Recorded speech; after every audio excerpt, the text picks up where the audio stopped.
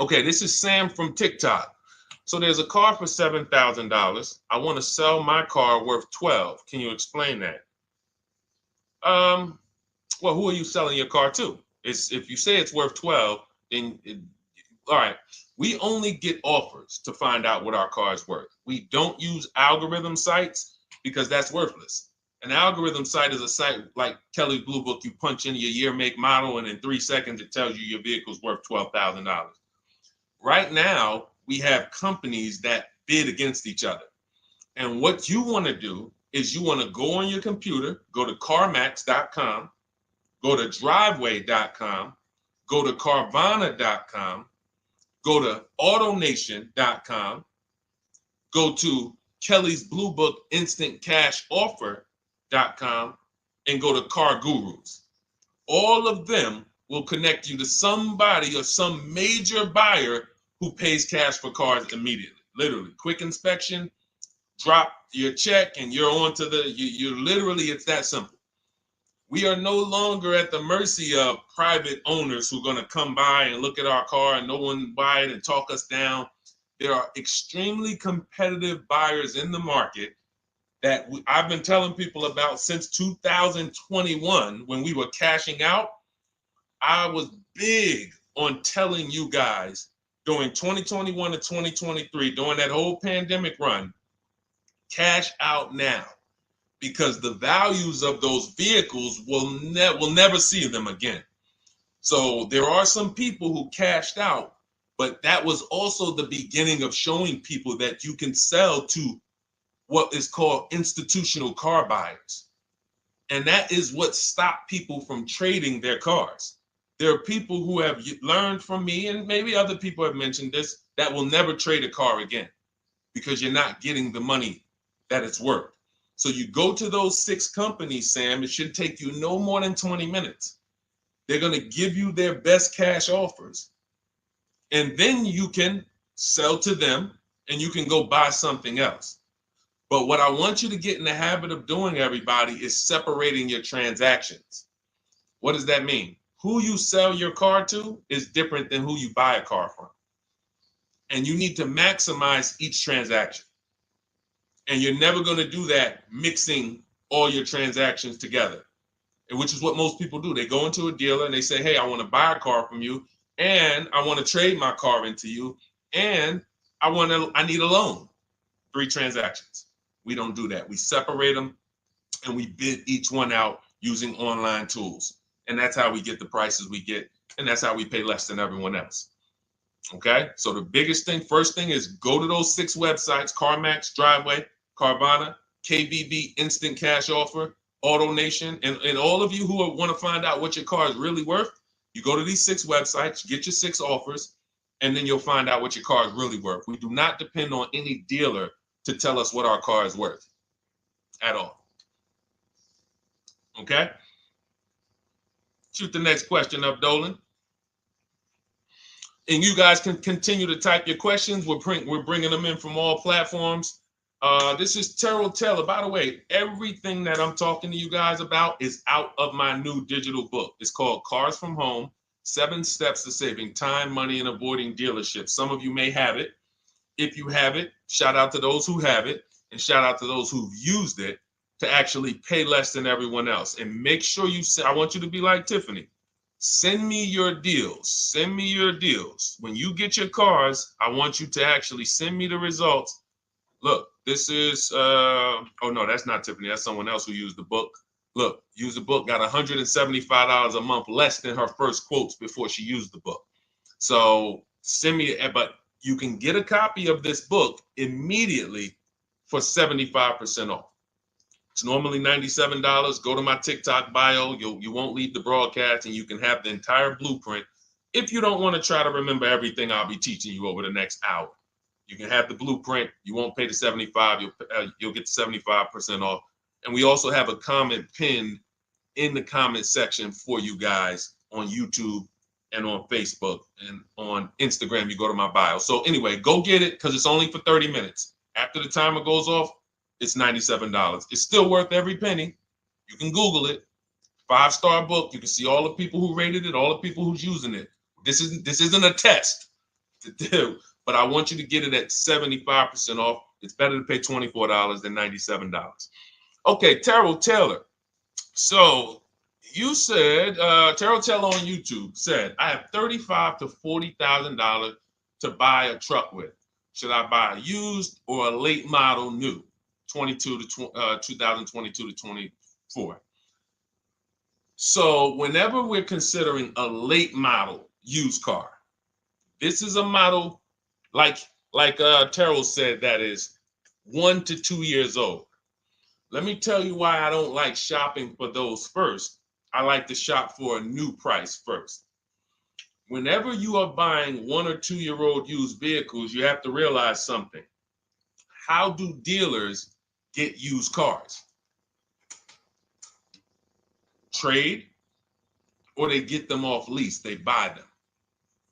When you have not waited 3 years, you're not going to see a lot of used vehicles in that option because most people don't buy a vehicle and then trade it in 2 years. So you're not going to see a lot of 1 and 2 year old used vehicles. I don't like that because when there's not a lot of a vehicle, the people who have that vehicle get to set very high prices that we have nothing to compare it to. And that's a recipe for losing and overpaying. I've had people come to me who are looking like you, and what I say is, I say, okay, shop for a new one first. I'm gonna tell you why. When you shop for a new one first, you get to see what the market value is. So take Sean. I'm showing Sean. Some of you have seen Sean. He got an F-150 Lightning XLT, $73,000 vehicle.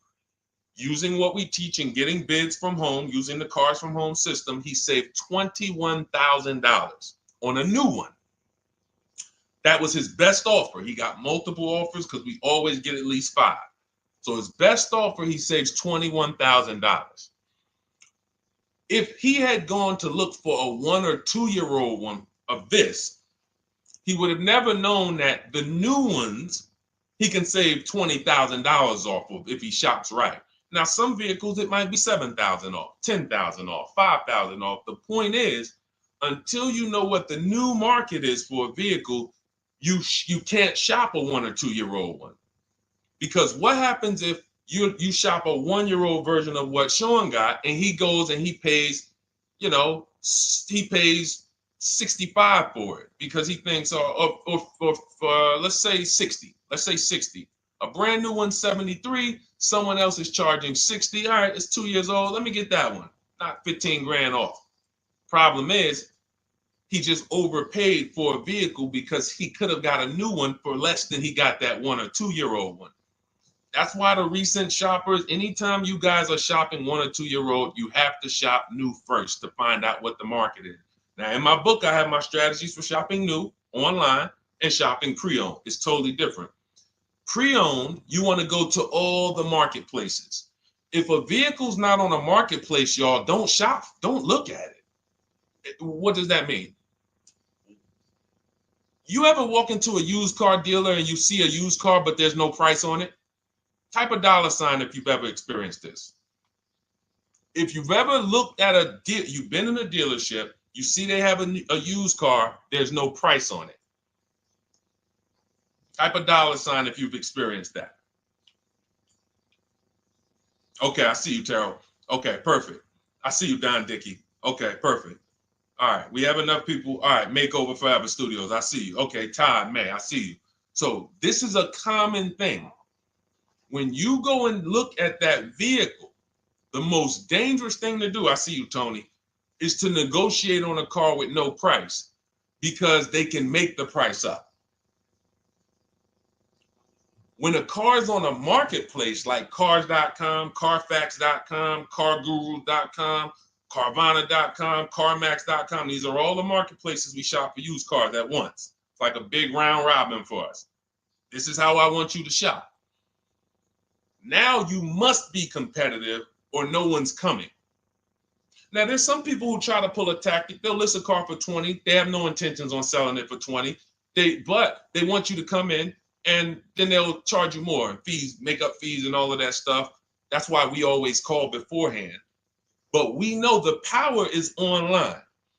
The competition is online. So when you're looking, Terrell, you're either deciding, all right, I'm either going to look for a new vehicle, find out what the market price is for the vehicle I'm looking for and how much I can save. What's my best offer? You need to get at least 5 offers. I'm telling you, it's going to be big differences.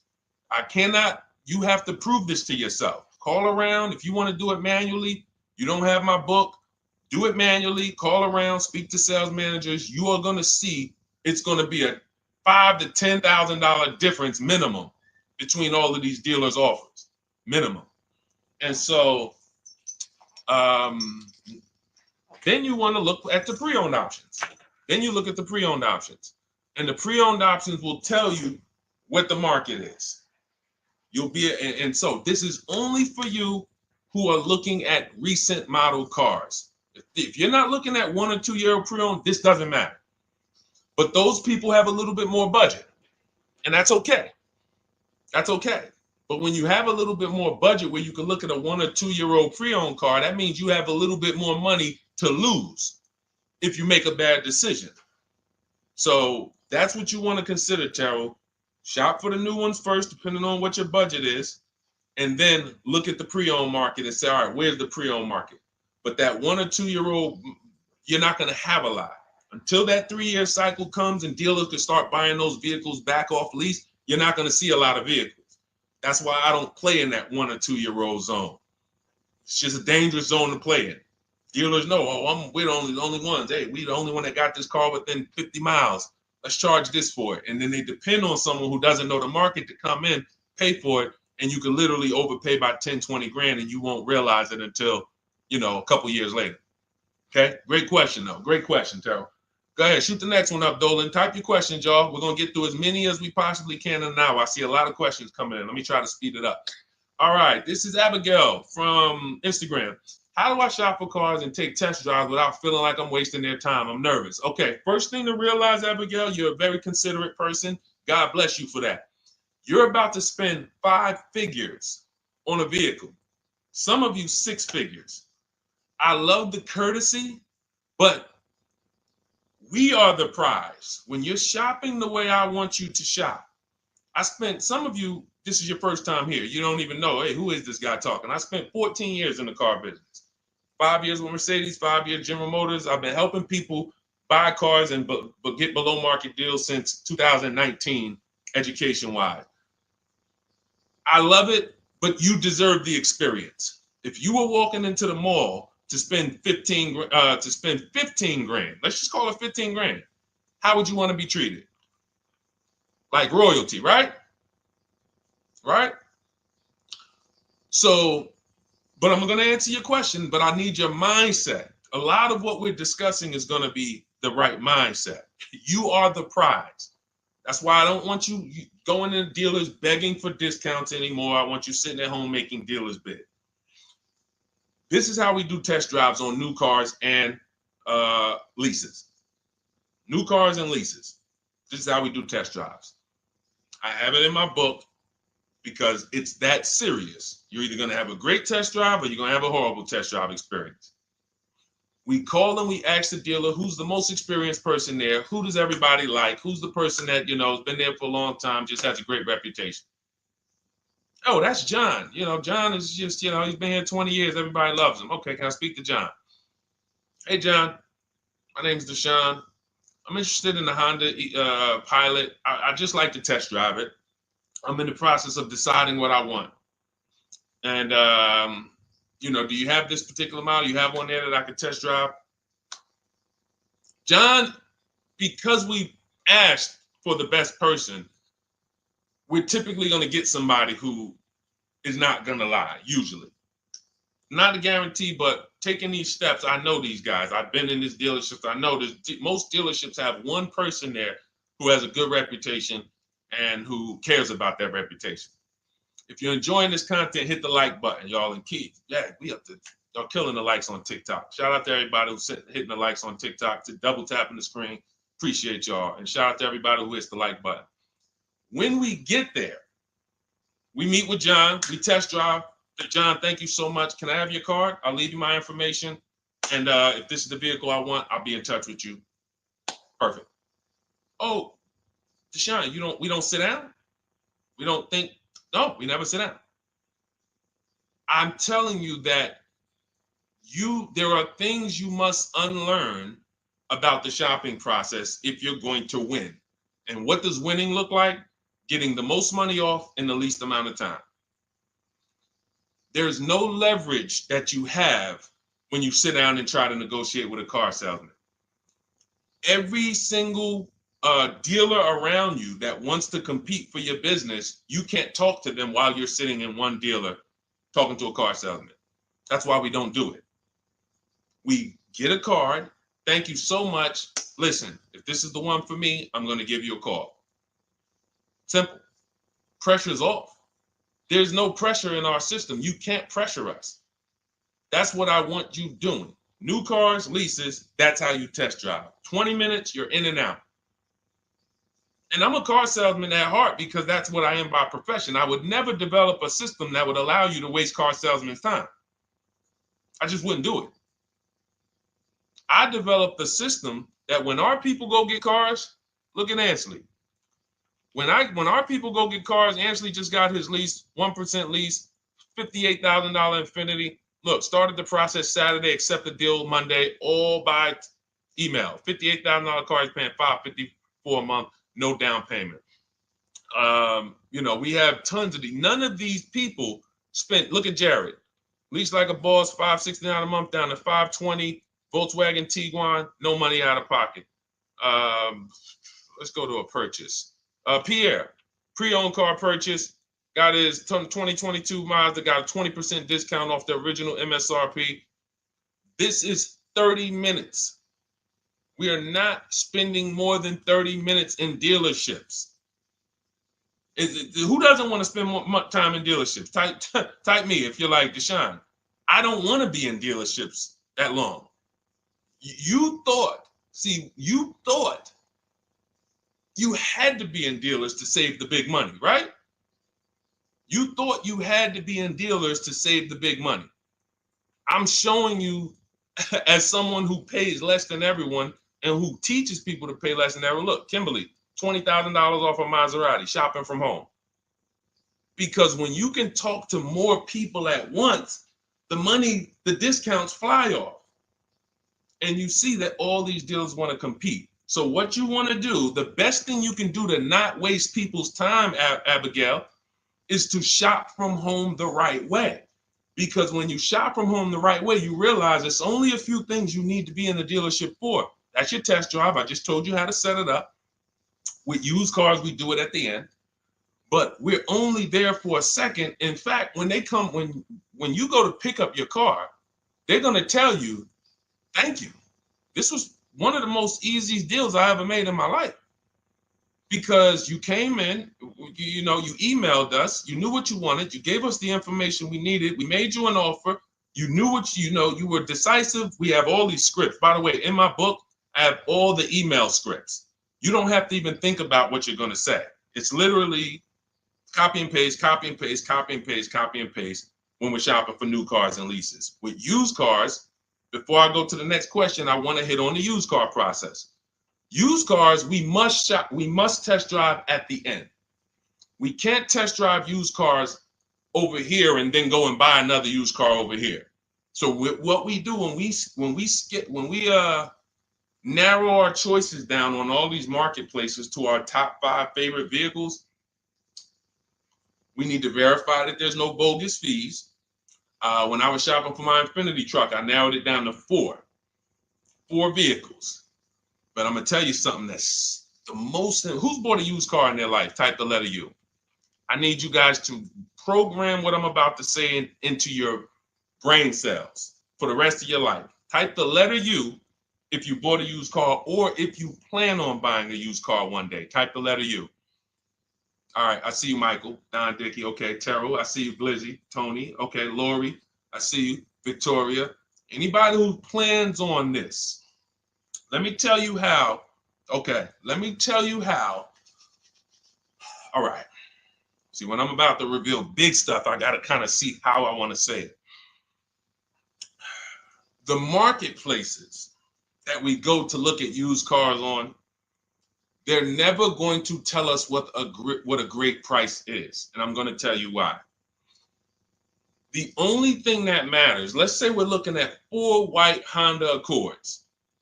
4, they're all white. These are the cars we want. We've narrowed it down. We're looking at 4. They all got similar miles, and they're asking price is $20,000.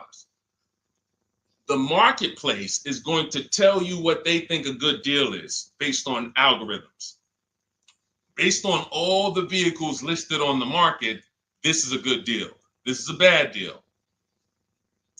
Here's what matters.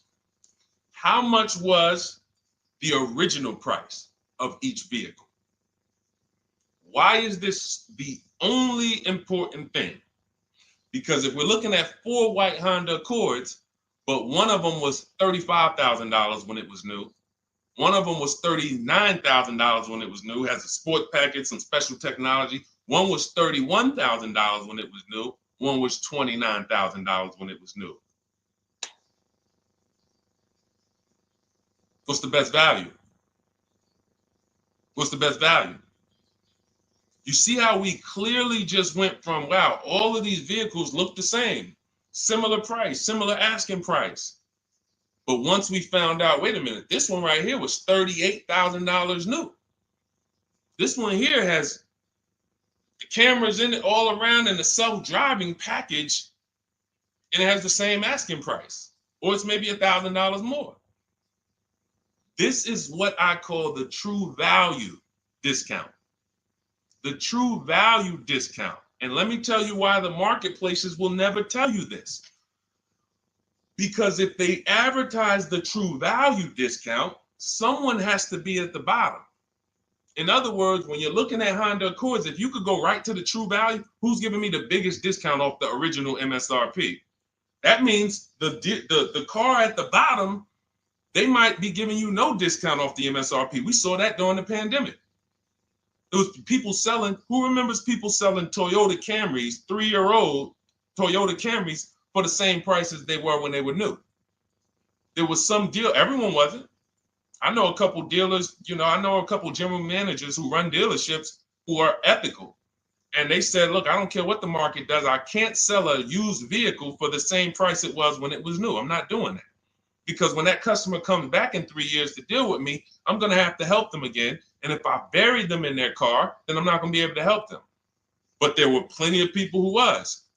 The true value discount is all that matters, which means we have to know what the car was new. We have to find the Maroni label. We have to go on the Carfax. We have to go to where the window sticker is and get the original price.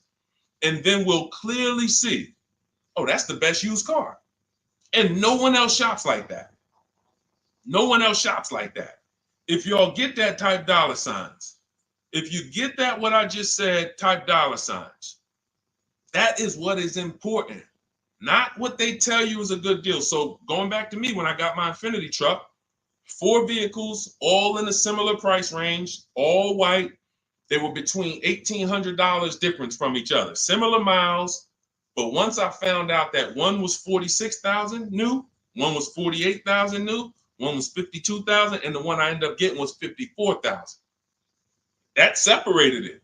The one that was 54,000 new, they were giving me a 42% discount asking price. These are things that help you cut through the mess, the smoke and mirrors of the car business. In order for you to win and pay less than everyone else, you have to cut through the smoke and mirrors. That's what I'm great at showing you because I was in the business. So these are the things that, again, if you say, Deshone, I need the whole blueprint. I need to give me the step-by-step. I'm leasing, used cars, high mileage, new cars. Give it to me step-by-step. That is my new digital book. It's called Cars from Home, 7 Steps to Saving Time, Money, and Avoiding Dealerships.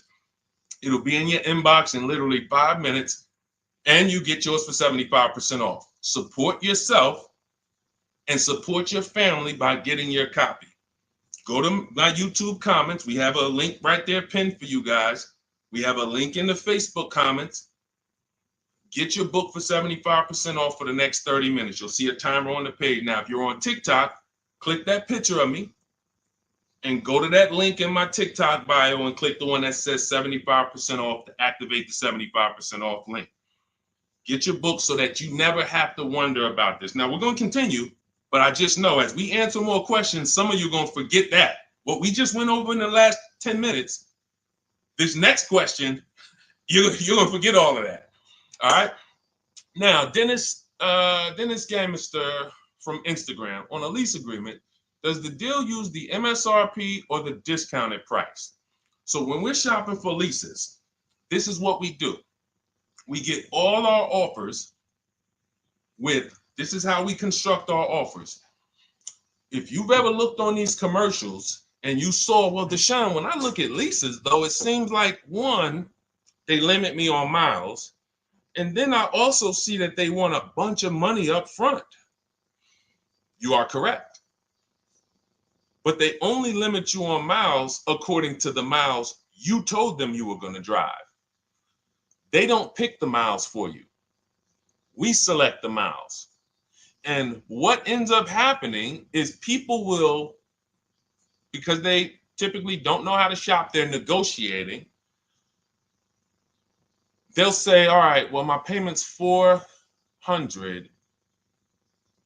That's my budget.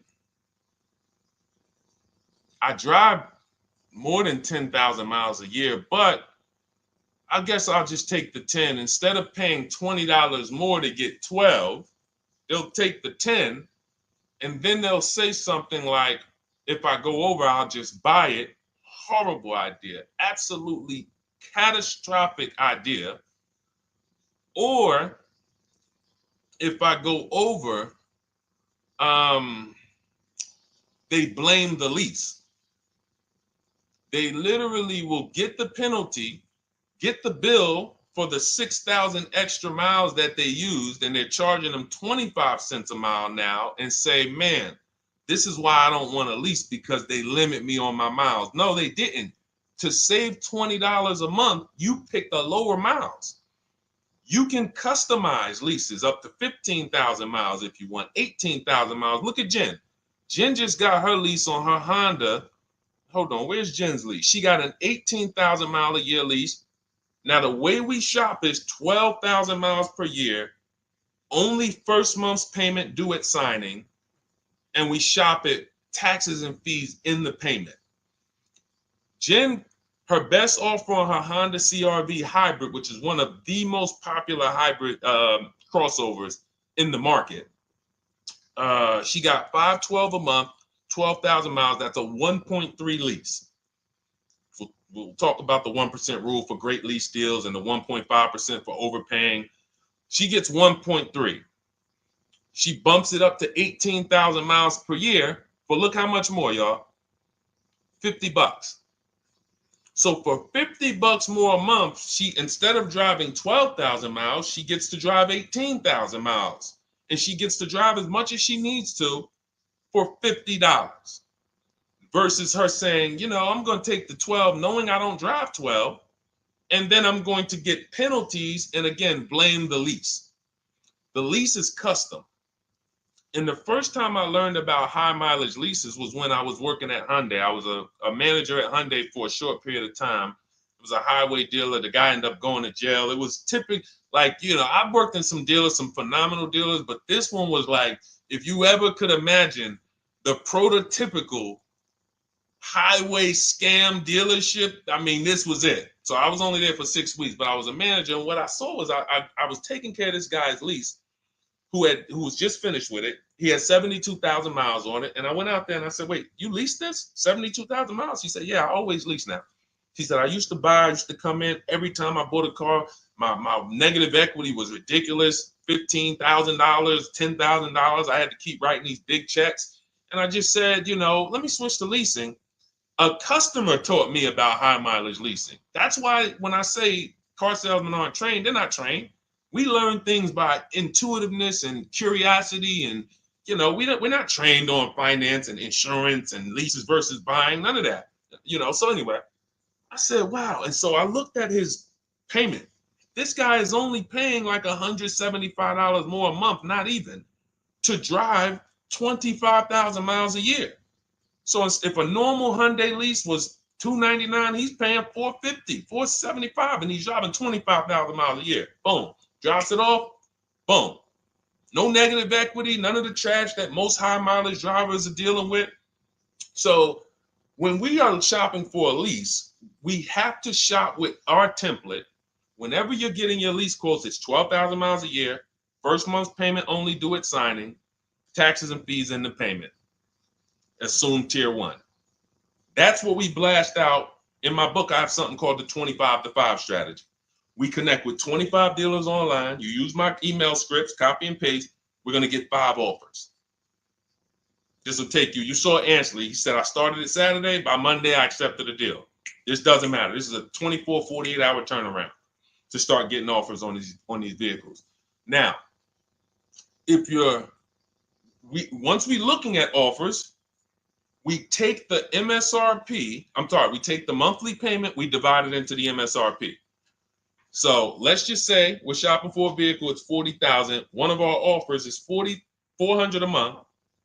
$400 a month. No money due at signing, just $400. We drive off. We divide that into the MSRP, not the selling price, the MSRP. So now we divide that into 40,000. We can see and we multiply by 100. That's a 1% lease. The 1% lease rule has been around for the last 20, 30 years. If you could lease a vehicle and the offers is under 1% of the MSRP, it's a steal. Great value. Because a $40,000 vehicle with no money down to buy would cost probably $800 a month on a 5-year loan.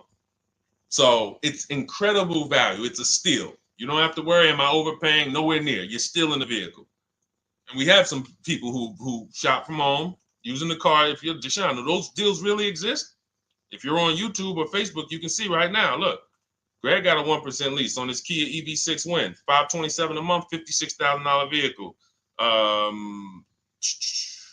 Look, Zafrina, $579 a month, $65,000 vehicle.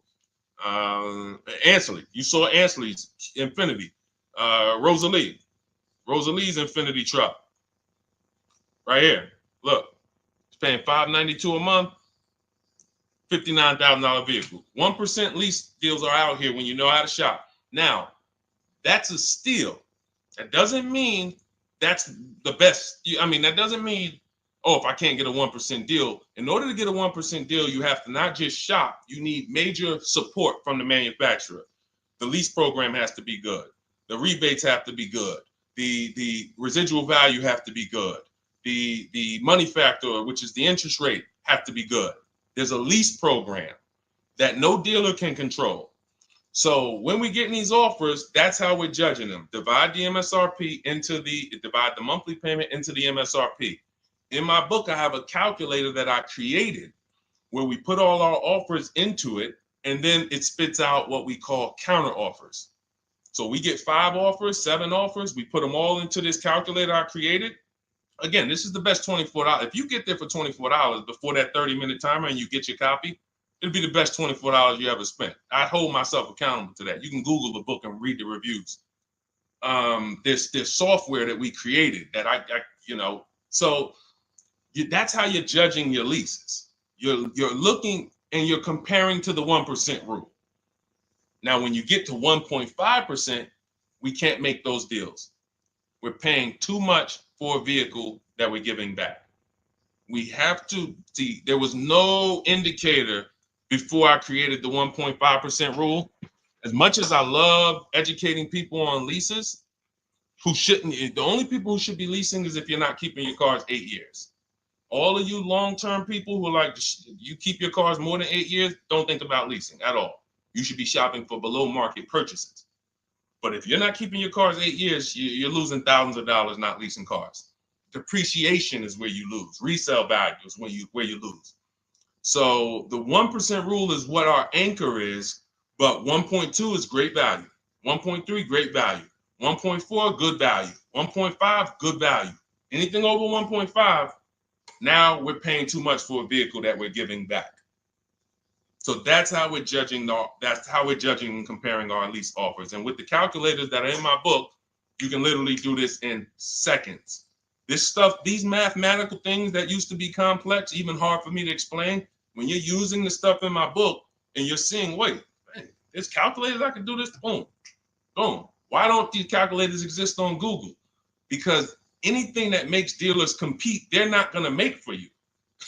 They'll make stuff for you that allows you to see more and do this and make it easier and faster and connect to get a loan quick. But competition, any tools that create competition, they're not going to make those for you, because that's where the real money comes off when you make dealers compete.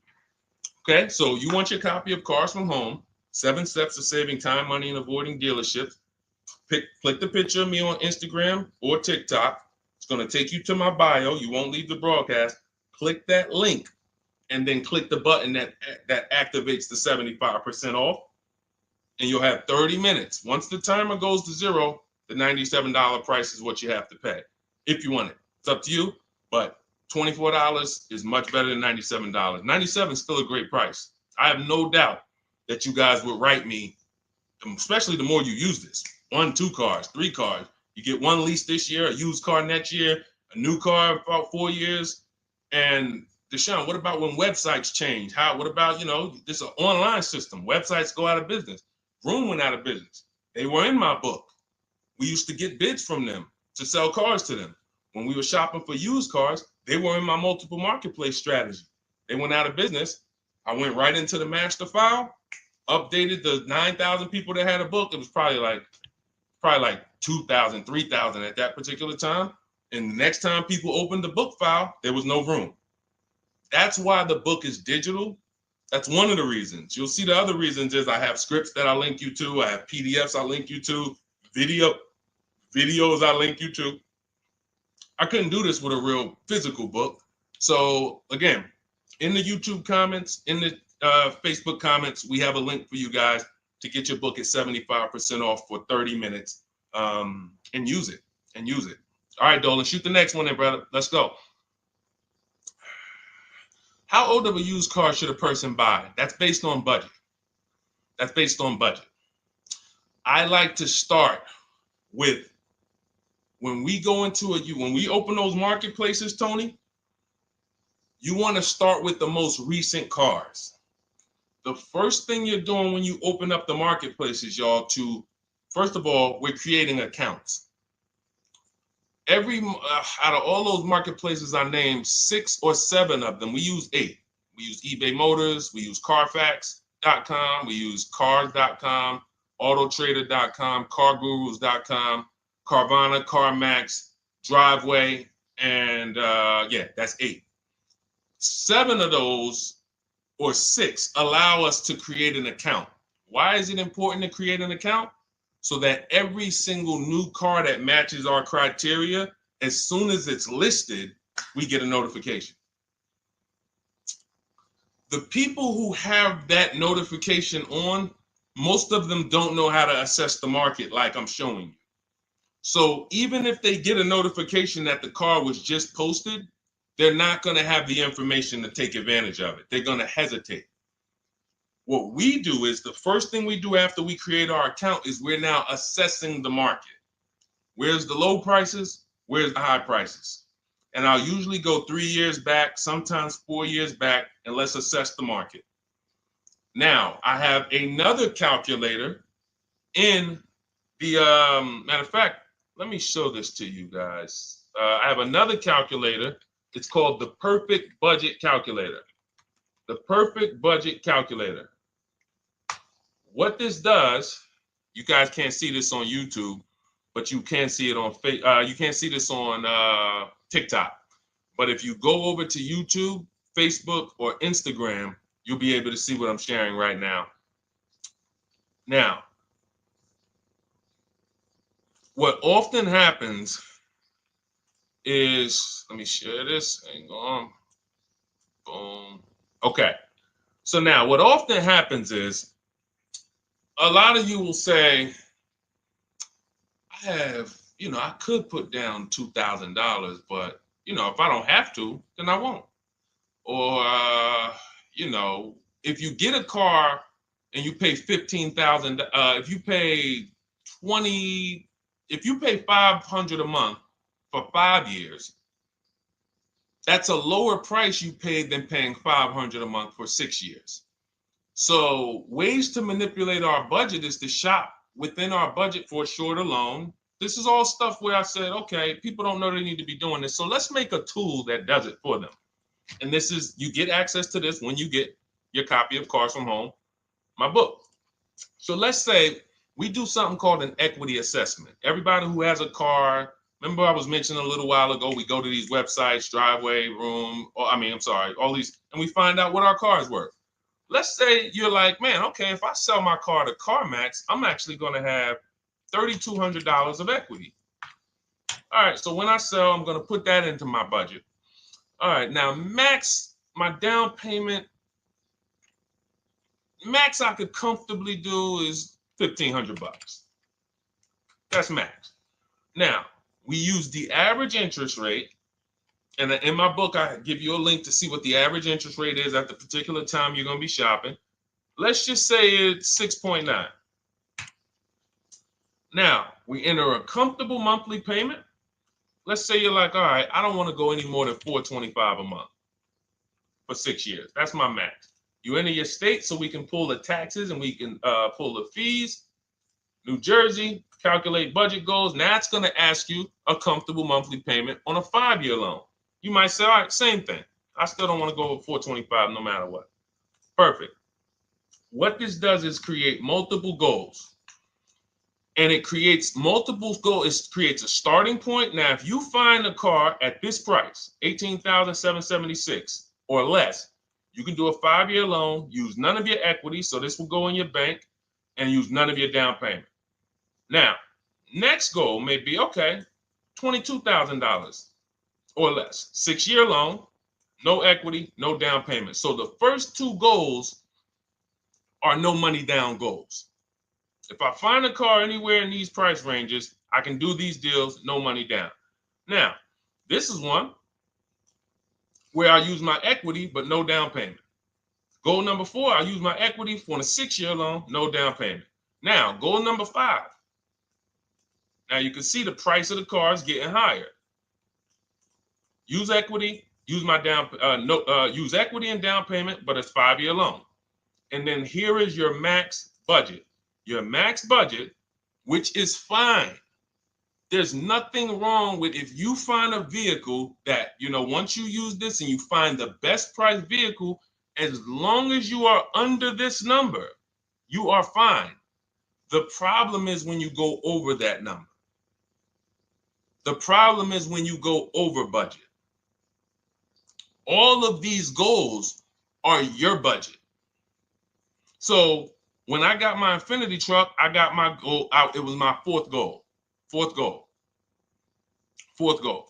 Now, this is how you make sure when you go out to shop, and look at the top. What does it say?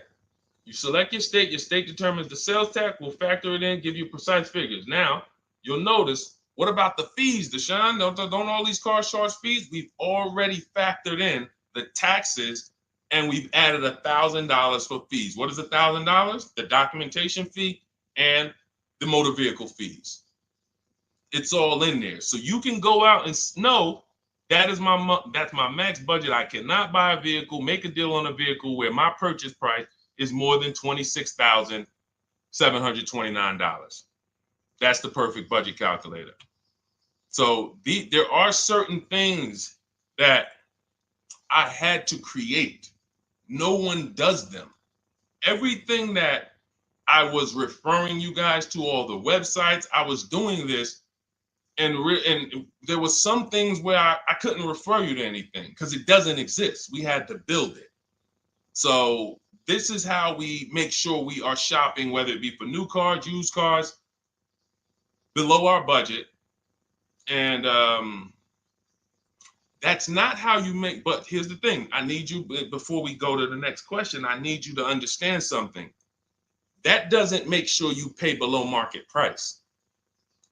You have to combine this with getting bids, because you can be within your budget and pay over market value. There's 3 types of prices you can pay for a car, whether it's a new car, used car, or lease. Did you pay market value? That's what everyone's paying. Average. Did you pay over market value? Our only deals we make are below market value. And the way that happens is through bidding and creating a marketplace around you where all these people are competing for your business. That is how you combine that with the budget. This will keep you below your budget, but it does not guarantee. If I gave this to you, all of you would be like, this is great. I'm never going to go over my budget again. But it does not, until you combine that with getting bids for whatever you're looking for, you still run the risk of overpaying, even if you're under budget. Okay? Clear? Type $ if you're all clear before we move to the next question. And there's no way for us to do this manually. If there was a way that you could do this manually, trust me, I would have told y'all to saw me make a video about it all day on my social media. There was just no way. We had to build software. And you know, in my book, you guys will have access to at least 5 calculators for counter offers for new cars, true value discounts when you put the new price you put the original new price of the used car deal, whatever used car you're buying, you put the new car price in, and then you put in the asking price, and it tells you the true value discount, perfect budget calculator. We have at least 5 softwares that I've custom built, and you know, to make sure you guys get great value. So again, you know, I didn't want to be the person who said, you know, you guys know, there's plenty of people who be like, man, the value I'm giving you guys, I'm gonna charge $2.99 for the book, whatever. The people who pay, they'll save the money. And the people who pay, there'll be some people, because some people are gonna pay, they just see value. Poor people look at cost. Wealthy people look at value. People who are into financial literacy they don't ask themselves, how much does that cost? They ask themselves, what's the value I'm getting from that? And I could have said, well, you know what? I'm going to help you pay less than everyone on new cars, used cars, leases. We'll do $200, $300 for the book. And I only want to sell it to 1% or 5% of the pie. But at the end of the day, my mission is to help as many people want to be helped. And so that's why I said, okay, $97. But even our welcome offer, you got a chance to get it for $24 if you get there before the 30 minutes is up. Okay? YouTube link, get your copy. And make sure you save the support email, guys. You see it scrolling across the screen. If, for instance, you don't get your book in 5-10 minutes, it's usually because you typed your email wrong. Reach out to my support team. They'll get you the book immediately. And soon as you pay, go to TikTok. Look, y'all see the links. Go to my bio on YouTube and Instagram. Get your copy. And as soon as you pay your $24, there's going to be a page that says screenshot this page. Right on that page, you can access your book. I want you to have the book immediately, but I also, in case you know, some of you type wrong, big thing, you know, we fat finger stuff. I want you to have the support email so that you can reach out to my team so we can make sure that book is in your inbox so you can use it and start saving money and building confidence. Okay, Dolan, next question, man. Let's keep it rolling. Okay, there's something about Mary on Instagram. I bought a car as is, and in less than a month, motor lock, can I sue for selling me a lemon? I'm not a lemon law attorney, but that is not what a lemon law case is based off of, in my understanding. Lemon law case is based on you buying a vehicle and the same thing continuing to go wrong at least 3 times. You know, that's a general overview of, you know, what the lemon law process is. And if y'all are enjoying the broadcast on TikTok, can y'all just double tap the screen and keep running those likes up? Every time y'all do that, y'all help TikTok bring more people here, and I appreciate it. If you're going to spend some time with us and, you know, every time just you hear something you like and you're like, man, we got to share this. Oh, and shout out to Madhu for sharing. Here's the thing. I made a video about this the other day because a friend of mine got a used vehicle and the transmission went out on him in about a month. So it wasn't the engine. But when you buy a vehicle as is, it's very tough for you to have any recourse, anything that you can do, because you're signing a contract that specifically says as is. It's very tough. What I would do if I was you, because the damage is done. I just find out what it would cost me to put a used engine in the vehicle, rebuilt in a used engine. You know, salvage yard. You need to, and especially if you're buying cars that you're paying cash and you're buying as is cars. These are probably cars that are under 10 grand, 12 grand. You need a mechanic. See, because that's a strategy. There is a great strategy called buying inexpensive cars and having a local mechanic so you could do what's right. Oftentimes you could drive those cars for a year or two and sometimes sell them for what you got for them because you've outlived the depreciation. Those cars are not depreciating as much unless you overpay for them. If you overpay for it, then it's going to drop because you overpaid for it. But if you pay a great price on some of these vehicles, you can oftentimes win with this, but it requires skills. One of the skills is, how do I avoid engine issues, transmission issues? So a couple things for those of you who may be going this route, you need to narrow your search down thoroughly based on title history, service records, accident history. That oftentimes you'll see, if I typed in right now 2018 Subaru Outback longevity. That's one of the things we do. It's in the 4th step of my book. Before we get prices on anything, we do a quick 5-minute search to make sure these aren't bad cars. There are bad cars out there, but there's data that shows us. If I type that in, it'll tell, okay, these vehicles are known for lasting 100,000 to 300,000 miles, depending on how they're maintained. That means you could have a quality vehicle, but if it wasn't maintained correctly by the first owner or owners, it's going to break down. The life cycle is cut short. These are preventable mistakes by simply checking Google. Now, we narrow these things down based on title history, service records, accident history. Once we do that, I don't mind buying a 10-year-old. I bought a car that was it's my around the city car. I drive it probably 200 miles a month. I bought it from a owner in South Orange. He was a 98-year-old man. He's had it for 10 years and he knew everything about it. He leased it for 3 years, then he bought it. So he's really had the car for its entire life cycle. That's what you want because you're able to look and see the service records. I don't mind. We have to take the risk off of ourselves, and the risk off of ourselves with used cars to prevent ourselves from buying these used cars that are breaking down on people and they're always in the shop and, they're dying on the road and you got to keep the tow truck on speed dial. It's simply a matter of checking to see the reliability records of the car, which is easily accessible on Google, the way I just said, and then making sure the one we get was actually maintained correctly. And that's going to give us the best chance of having a great experience. These are the steps we must take.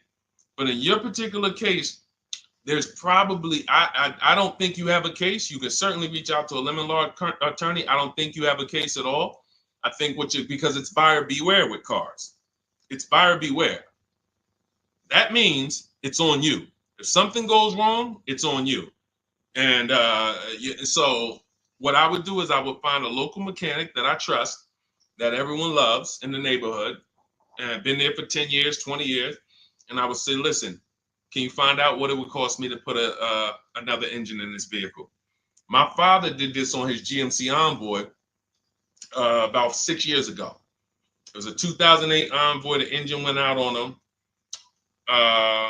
He put a new engine in the vehicle. One of the best $2,000 he ever spent, $2,000 or $2,500, whatever it cost him. They put a new engine in that vehicle. He still has it. He's about to sell it for about $4,000. He's had that vehicle from 2013. Think about that. A lot of people, engine goes out, they sell the car. It's worthless now, so they take the loss. Meanwhile, man, let me come up with $2,500 and I still got no car payment for the next 6 years. We don't need to be so quick to go replace our cars. If we follow these strategies, we can actually, I love to see more people doing that. Just go fix the car. But don't go to the dealership to fix it when they tell you, hey, the engine's gonna cost $10,000. And what does the dealership say, y'all? When you have these major issues and the dealership tells you the transmission is $7,000 and a new engine is $10,000, what's their suggestion? What's their suggestion when they tell you that? Because they already know you're gonna be like, yo, what the heck? I can't pay all of that. What's their suggestion?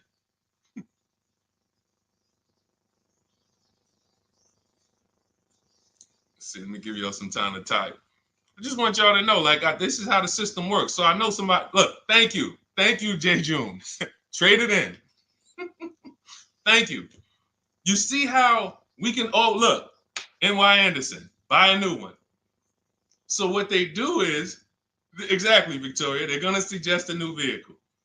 So if we know, now watch this, as your vehicle is worthless, you don't have any opportunity to put it on a competitive market to see, well, how much would somebody pay for that? They've already assessed the value and they want to structure your deal, have you take that major loss for that engine. They're going to put the engine in for a lot less than that and they're going to resell it, and now they sold you another car.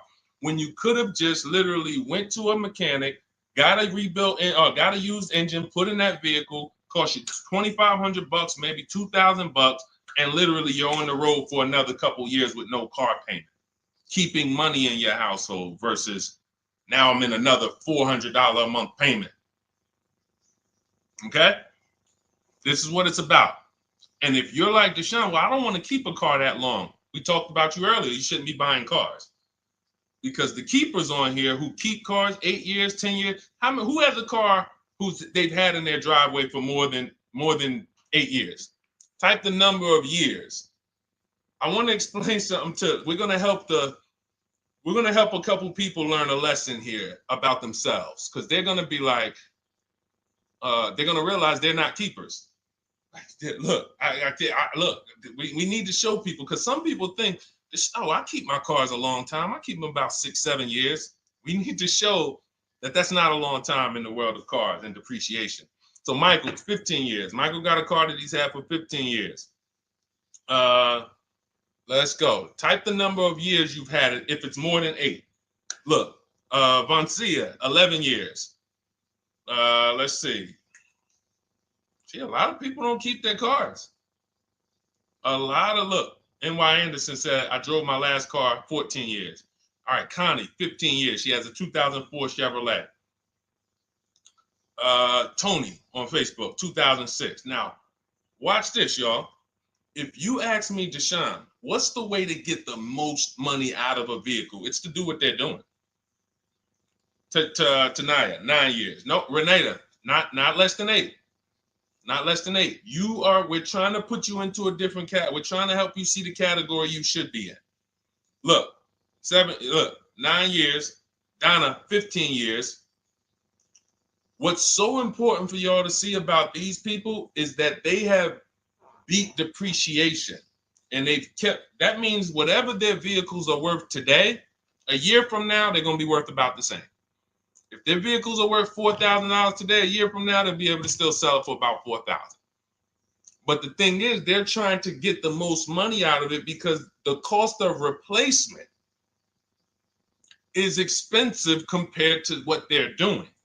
No matter how much they got to pay to keep those vehicles on the road every year, a little couple $100, maintenance, whatever, it's nothing compared to going and getting a new car and bringing hundreds of dollars a month or thousands of dollars in the form of cash out of our household. And everyone's not going to do that. And that's okay. You should not be buying cars. You should be shopping for below market leases. Because again, there's 2 ways to save money. Do what the keepers do. You just saw all the keepers. We shouted out all of them. And the other way is to go in and not tie money up in the vehicles in the first place. When you look at somebody like Danielle, she's driving a $44,000 Audi, 2024 Audi A3. That vehicle is $800 a month to buy, no money down. $800 a month for 5 years, maybe $700 a month for 6 years. She's paying $550 a month. She didn't tie up the money in the first place. That's the name of the game with leasing. Bonita on her Telluride. This is also to show you it doesn't matter what the market does. The market could be up or down. We're going to pay less than everyone. This is Bonita. She got a Kia Telluride during the pandemic when everybody was paying ridiculous prices. That's why I show her 2022. Look at the date. She said, I'm driving my dream vehicle, $600 a month. People were leasing, and I know if somebody watching this and they're like, if you leased a Kia Telluride during the pandemic, you are not paying what she's paying with no money down. I know it. I know it. People were DMing me, Deshone, I want a Telluride. They want $900 a month for them. I know people weren't paying $600 a month, but she came in, used our bidding system, used the same strategies you're going to have access to in my digital book. She got $600 a month from home without being in a dealership. Her dream vehicle. This is how you win. You're either going to not tie up your money in vehicles, you're going to drive new vehicles that don't have problems because they're always under warranty and you're paying cents on the dollar compared to people purchasing, or you're going to be a keeper like Michael and like Donna and like the people who said, okay, I'm keeping my vehicle this long. That's why in my book, it's 7 steps. But the first step is to ask yourself how many years you're keeping your next vehicle.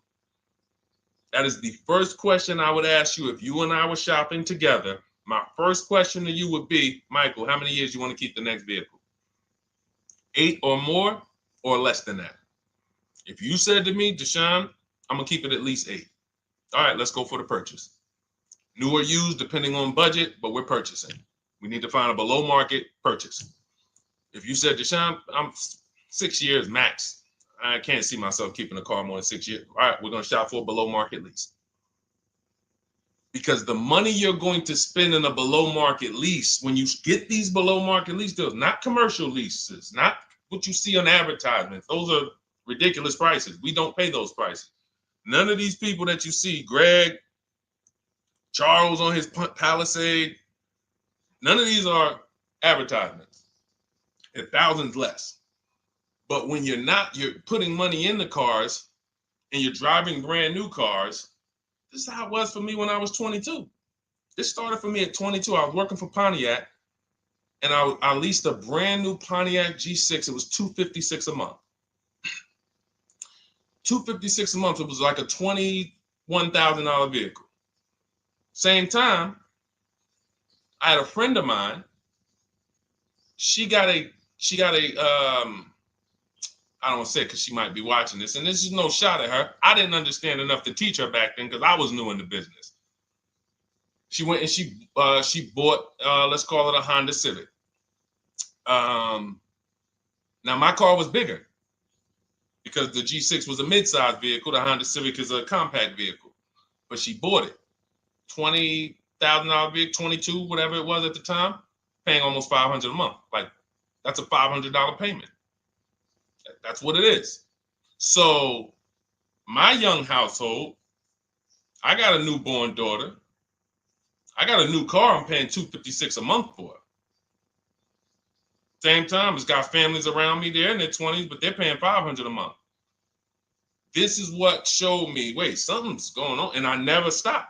I bought a used car at that time, but since I've had 4 Infiniti leases, I've had a Jeep Grand Cherokee lease, and people always think, you must be paying ridiculous money. I see you get new cars every 3 years, but they don't. I'm driving $40,000 cars, $45,000 vehicles. I never paid over $400 a month. Not one of my lease payments was ever. I remember I got this Jeep Grand Cherokee, and it was a $35,000 Jeep Grand Cherokee Laredo, 2018. When I got my offers, the best offer was $330 a month. 12,000 miles per year. And that's what I was driving. If I was driving 15, I would have bumped it up to 15,000 miles per year. I got $330 a month. I went in there and I gave them $330 for that Jeep Grand Cherokee and I drove off. $35,000 vehicle. This is what I'm telling you guys. This is what is called deal structure. If your deal is not on the right foundation, if you buy, but you should have leased, you're overpaying by thousands and thousands of dollars. And you're going to have subpar vehicles with that run out of warranty, and you're going to have the same payment. You're going to have higher payments. I need you out of these two categories. I need you in one of these two categories. I'm either going to keep my vehicle long enough to beat depreciation, 8 years or more, or I'm shopping for a below market lease. I'm not going to be stuck in the middle no more, buying vehicles and then selling them while they still have a loan on them, negative equity and all of this stuff. This is paramount. Okay, the buying versus leasing thing. I need most of you to put this to bed today. And I think I'm one of the only people that goes into buying versus leasing by the numbers. It's not opinion based. It's not, oh, I think you should lease if you're, depending on the car here, it doesn't matter the car. Doesn't matter the car. You can see Teddy's, let's show Teddy's luxury. Teddy got a BMW. Doesn't matter. He wasn't going to keep it 10 years. Look, goes on a BMW 2024 i4 M50. It's a $73,000 vehicle, $856 a month. $856 a month. Look, he said the dealer's initial offer came in at $937 using the counter offer calculator. Using the counter offer calculator, he counted at $829, $856. If you just jumped on the broadcast, I showed you some of the calculators that I created that are in this book. In my book, there's a reason it's 5-star rated. There's a reason people that you can go read what your peers say about that book. Get your copy for 75% off. It's in my TikTok bio. Click that picture of me. Click the link. Same thing on Instagram. Go to my bio. Click the link, and you'll see a button that activates the 75% off book. And if you're on YouTube or Facebook, it's in the comments section. 30 minutes only. Get your book so you can have access to all of this. Unless you just have an incredible memory and you can remember everything we talked about over the stream, but none of you can. I know none of you can. That's why, I couldn't even do it. It's just too much. We're talking about used car strategies, new car strategies, lease strategies. You guys, you're not gonna remember all of that. But anyway, let's go. All right, I think we got time for a few more. Go ahead, Dolan, keep it rolling. Make sure you guys screenshot the support page. As soon as you pay for your book, the book is on the thank you page. Remember that. I don't want you, I send you the book 2 ways. As soon as you pay, it says access your link below, open it. You can click it and save it right to your phone or computer right then and there. If you do not save it right then and there, make sure you screenshot the support page or use the support email that's scrolling through the screen. This is not for questions. Do not send me general car questions here. I don't answer questions by email.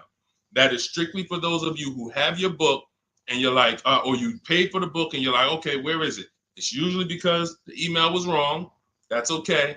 Hit that support email so that my team could send you the link out so that you can have your book today and start digging into it and using it. Even if you're not shopping right now, you can still map a plan out. Go ahead, Dolan, shoot the next question up.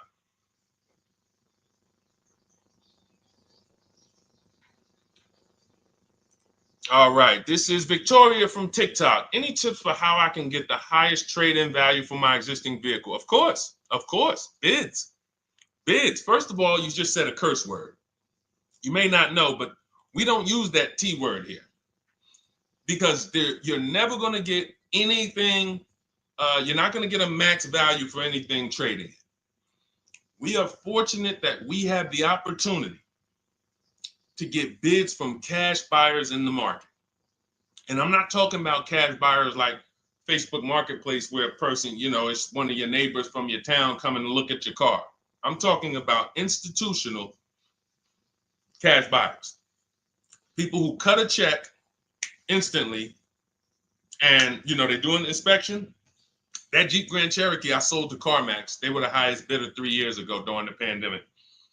I'm not going to tell you what I made because those values don't exist anymore. So it just doesn't even make sense. But, those of you who were watching my videos earlier 3 years ago or using my tips, you guys cashed out and made ridiculous money. When corporations were trying to make money on people, we made money too. But CarMax won the bid. I went down there. They did an inspection on the vehicle. They came back. Accounting department came, cut me a check. I walked away with a check. That's it. You don't want to trade. You want to sell. You want to break your not even break your transactions. I need you, Victoria, to realize there are three transactions in a car deal. Who you're going to sell your car to, That's one. Who you're going to buy your car from. That's another. Who you're going to get your loan from. That's the third one. Now, you're not always cash buyers. Deshone, I pay cash. Then you don't need that. Deshone, I don't have a vehicle to replace. Then you don't need that. But how do we make sure we get the highest value or the biggest discount? Bids. Each one, we make the market bid.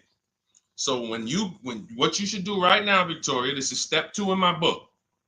After we decide whether we're going to buy or lease our next vehicle, that's step 1. Then we move to what is called the equity assessment. We need to find out, do we have equity or negative equity? Equity assessment. We call our bank. If we have a loan, we find out what our payoff is. Then we're going to go to carmax.com. I'm going to give you the 6 companies. This is the equity assessment process. We do this for leases too. I don't know if we have time to go into that, but I'm sure there's people on here who didn't know you could sell a lease. Type a question mark if you didn't know. Deshone, what do you mean selling leases? I never heard of that before. Type a question mark if you didn't know you could sell leases. We have an equity assessment process for that too. But what you would do is you go to CarMax, Driveway, Carvana, Kelly's Blue Book Instant Cash Offer. This takes 20 minutes. Auto Nation, Sell My Car, and Car Gurus, Sell My Car. Car Gurus, Auto Nation, Kelly's Blue Book Instant Cash Offer, Driveway, Carvana, CarMax. 6 offers in 20 minutes. That's bids. See, everything we do is a bid. That's how we have peace of mind. We don't negotiate. We make people negotiate with each other. There's 2 schools of thought. I want to remodel my kitchen. I want to remodel my whole kitchen. I go in and I have 5 people come out to give me a quote. One of them comes in and I start negotiating with them. Hey, you got to take less. Hey, you got to take less. You got to take less. I don't know if it's a good price or not. But when I come in, the first person comes in, I say, hey, okay, great.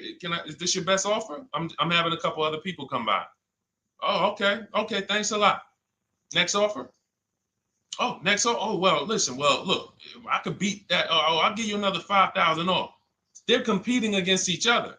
When someone knows you are shopping their competition, you're making them compete with each other. They're negotiating with each other, not with you. That's a bar. Type of exclamation point if you got that. When people know you're making them compete with their competition, they're negotiating with their competition, not with you. That's the power of bidding. That's why we got grandmothers and single mothers that can come in and do this. That's why we got people who can come in and do this. You know, how are people getting these prices? Not negotiating, because they're making people negotiate with each other to earn their business. They're making banks negotiate with each other to earn their business. It's a beautiful thing. Banks and dealerships depend on you not making them compete. They want to negotiate with you and try to make you imagine and make you think, well, that's the bottom. That's the bottom. And you think that's the bottom, but that's only their bottom. Their competition's bottom is different. Their competition's best interest rate is different. Their competition's best discount is different. And why is what we do so easy? Because we're right here in our houses. That's why our entire system, our company, my book, our mindset is called Cars from Home. Cars from Home. It encompasses everything we do. Cars from Home. So that's what you do, Victoria. First thing you do is you go to those 6 websites, get your 6 cash offers, and that's going to be higher than any dealer you would ever consider trading the car to. Guaranteed. And this also allows us to eliminate the fake emails we get. All of this stuff is computer generated. I know you guys get these emails. Hey, Deuce, great news. We need your 2016 Kia Optima. We have a customer looking for it. We'll pay you $2,000 over MSRP. Who's gotten those emails? We'll pay you $2,000 over Kelly's Blue Book. Who's gotten those emails? Deuce, the list is CarMax, Carvana, KBB Instant Cash Offer, Driveway, Auto Nation, and Car Gurus. Car Gurus. That's step 2 in my book, the equity assessment process. This is stuff we do before we start shopping. Decide whether we buy or lease is step 1. That's going to put our deal on the right foundation. Step 2 is the equity assessment. Everything we do is a path. It's a clear, easy path. Okay, so yeah, I forgot the question that I just asked, but let's go. I could already tell. See, I could tell when I'm winding down because y'all could tell stuff will start blurring to me. That's why I'm like, see, and if that happens to me, I know it happens to you. Like that's why I'm like, listen, grab your copy of Cars from Home. It's a digital book. You'll have it in your inbox in minutes. It has it's continued updates. I probably updated that book 5 times since we originally launched it. Added calculators to it. Those weren't in it originally. I've added the calculators. I'm committed to making stuff better without being like imagine this. Oh, well, you bought volume 1 of Cars from Home, but I just put a new tool in, guys. Now you're going to get volume 2. And now every time a website changes, you got to get volume 2 and volume 3. And 5 years from now, you're getting volume 9 each time. It's like, no, literally one-time cost. And I can't tell you if that'll be around forever. I can't tell you that. I can't tell you 3 years from now, I'm going to be giving free updates of the book. I don't know. But I know today, that's what it is. Everyone who gets their book, you get free updates as I update the book. Because there's value in that. There's value. I could send an email out to people every 3 years and ask them, hey, did you enjoy the book? They're going to say, hey, yeah. Well, here's the thing. My new version is this.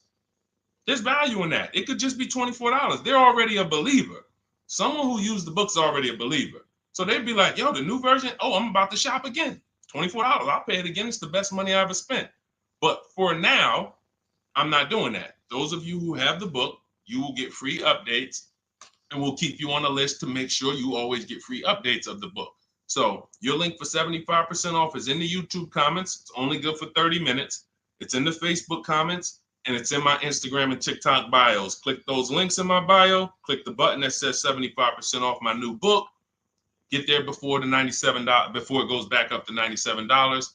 And make sure you save the support email, guys. Screenshot the support email. It's scrolling across the bottom of the screen. If that book is not in your inbox in 5 minutes, I want you to email my support team. Make sure you check your spam. And I also want you to, as soon as you purchase, you'll see, I say, hey, access your book below. So there's a link where you can click, open it up, get your book immediately if you want to download it, but I also email you a copy. But make sure you save the support email just in case. And again, that email is not for questions. Okay, it's not for car shopping questions, nothing like that. That's only to make sure you get your book. Okay, so great. Listen, great job. We've been on here about 1 hour and 20 minutes. Great questions. You guys know I like to go into detail in these questions. I would love to be able to get through 100 questions in 1.5 hours, but that's just not the way it works. We're not talking about buying, $100 items here. If we were talking about house buying, we'd have to go into detail. These are major items. This is the most expensive item y'all are going to buy behind your house. Think about that. And think about how many people are there to protect you when you buy a house. Think about how many people have licenses.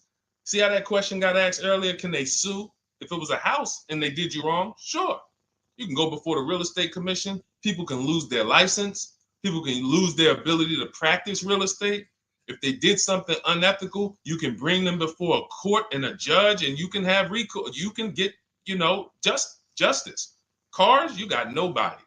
No one's licensed. The person who's helping you buy your car that you're sitting there negotiating with, which I want you to stop, they might have just got that job. And they didn't get that job because they're a finance expert and they're someone who understands how to help you, because they're not going to ever make you compete against. They're never going to put you in a position where you can make them compete. They'll say, hey, let's negotiate. But here's the thing. That person just got a job because, you know how many people walked in a dealership with a good smile and a good personality? 2 weeks later, they're selling cars.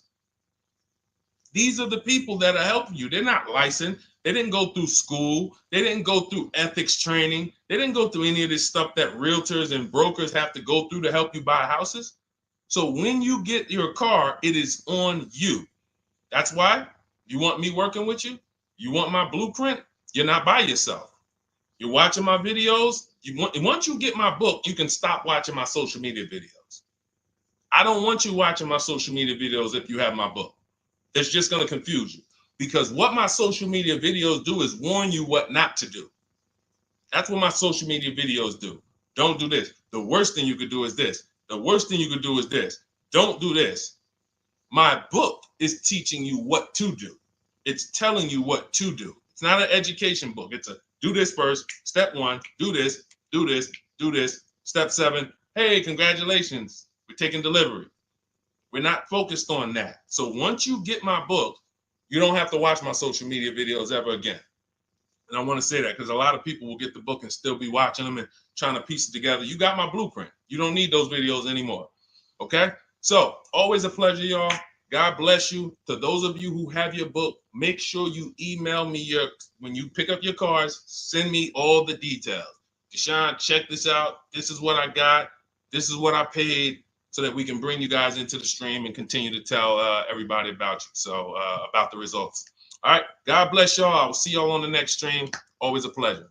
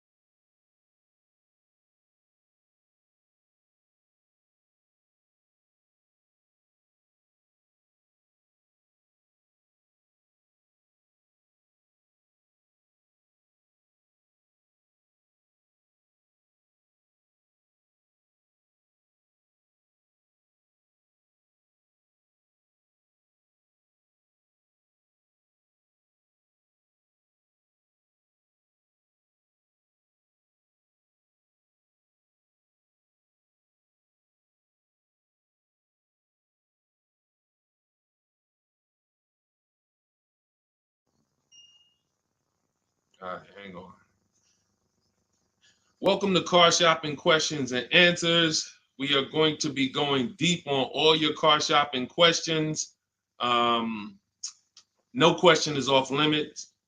And if you don't know me, my name is Deshone the Auto Advisor. We're already up and running on TikTok. We got our first couple questions about to come in, but I need to get back on Facebook because we have to start Facebook, YouTube, and Instagram at the same time, or it's not going to work. So let me it's all good. Stay right there. And I want you guys to start typing your questions. We'll be here for a powerful hour, and I'm just going to go through as many questions as I can in an hour.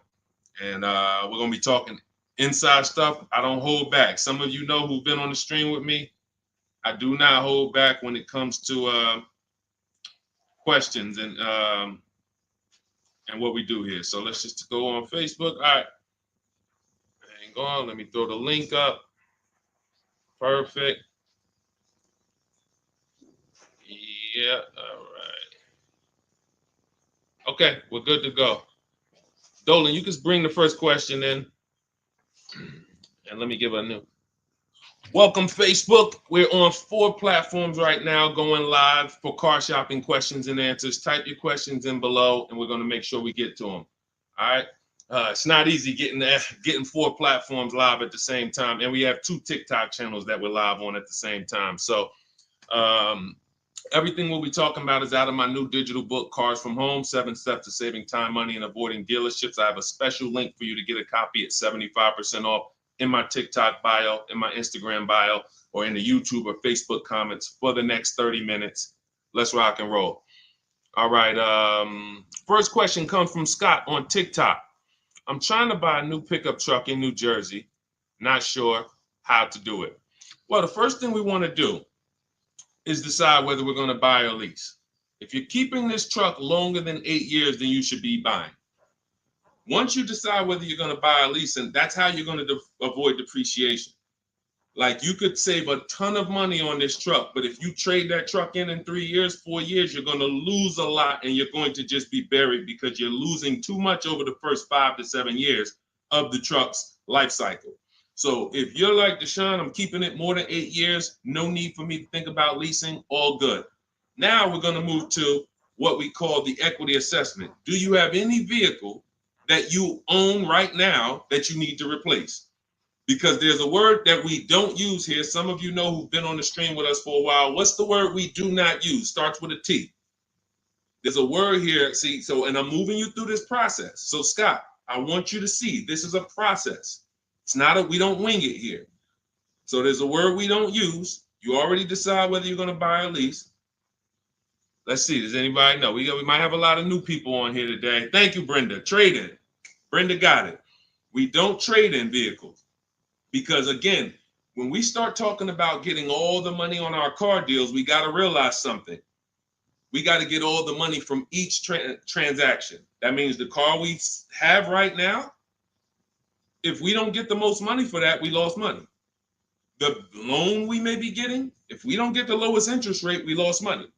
And the car we're buying, if we don't get the best price, we lost money.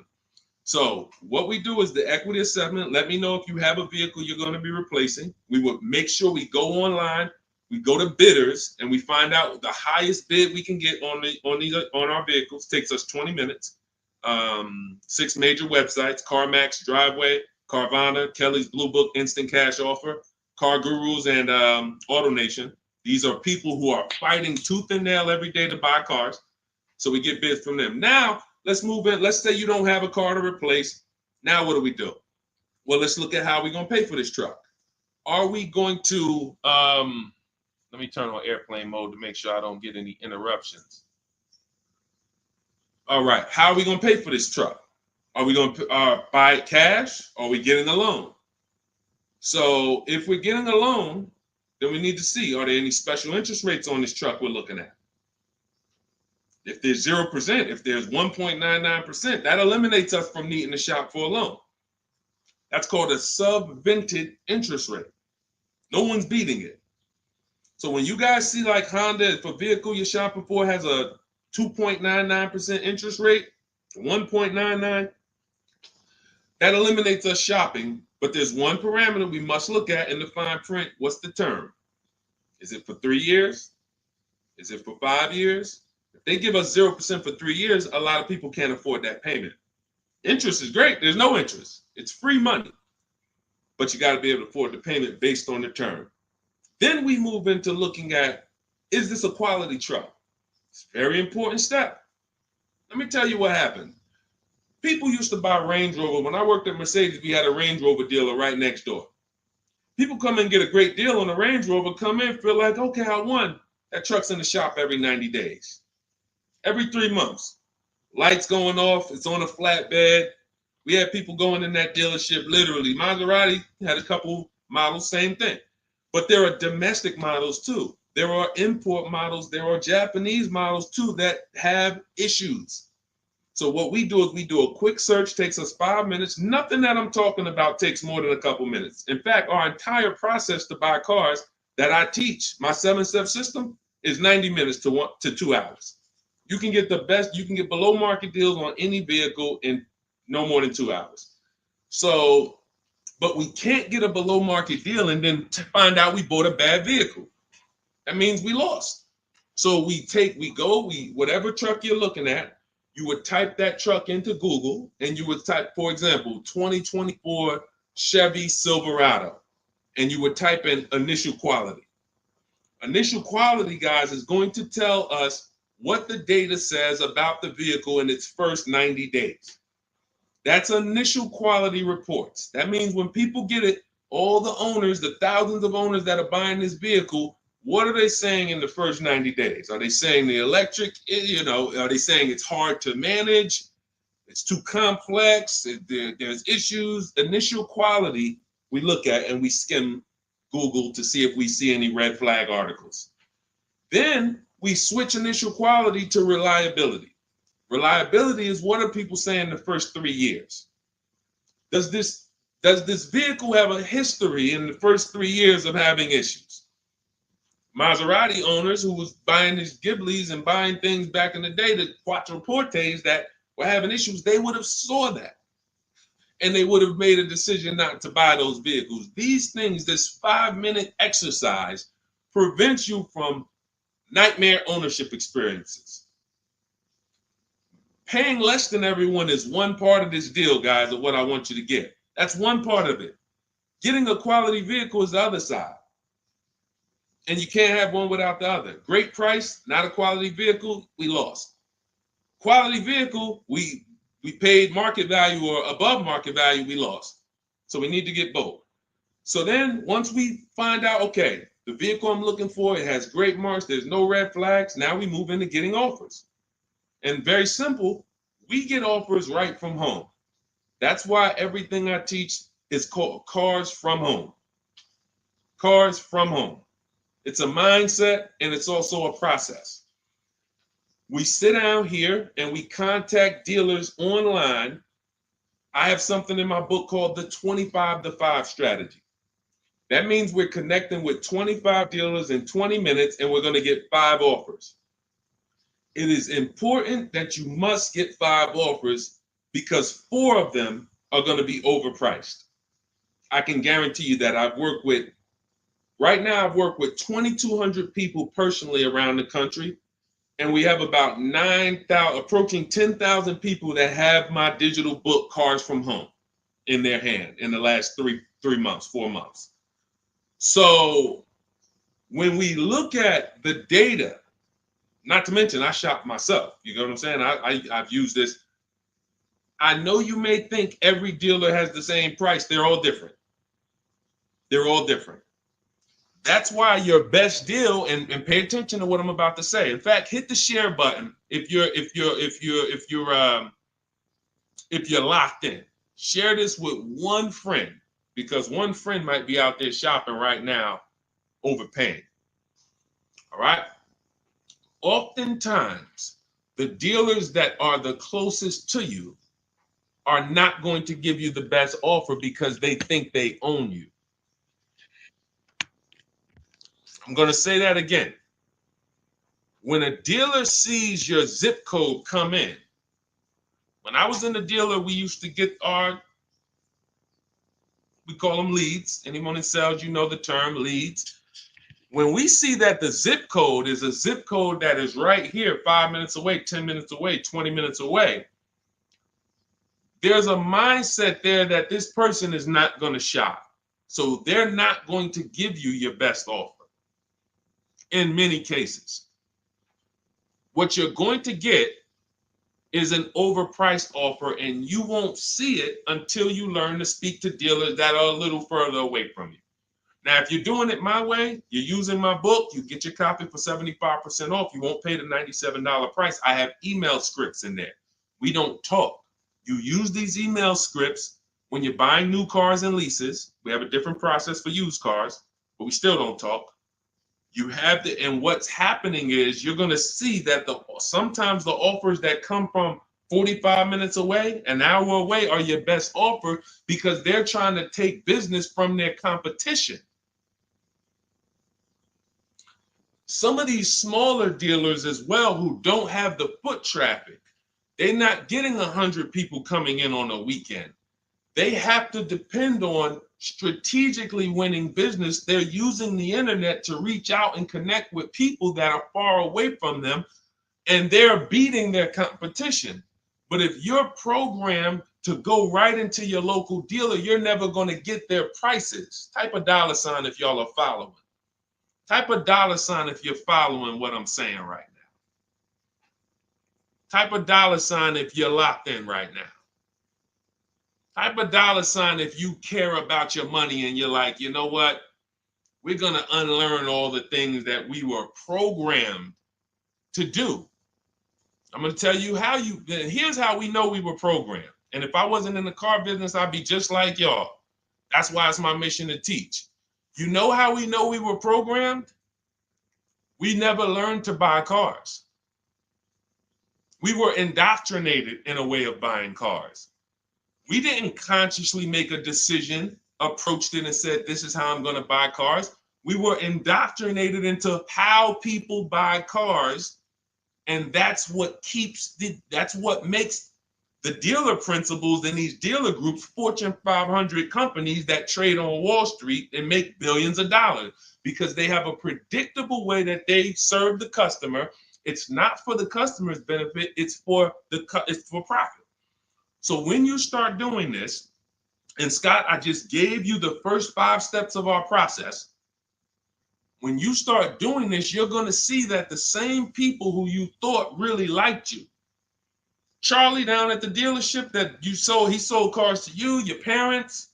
When you start making Charlie compete, you're going to see Charlie wasn't really for you. You're going to see that. The same person who, man, we always bought cars from him, but when you start making them compete, things change. Things change dramatically. And that's going to reveal to you, oh man, Charlie, how long you been overcharging me then? How long?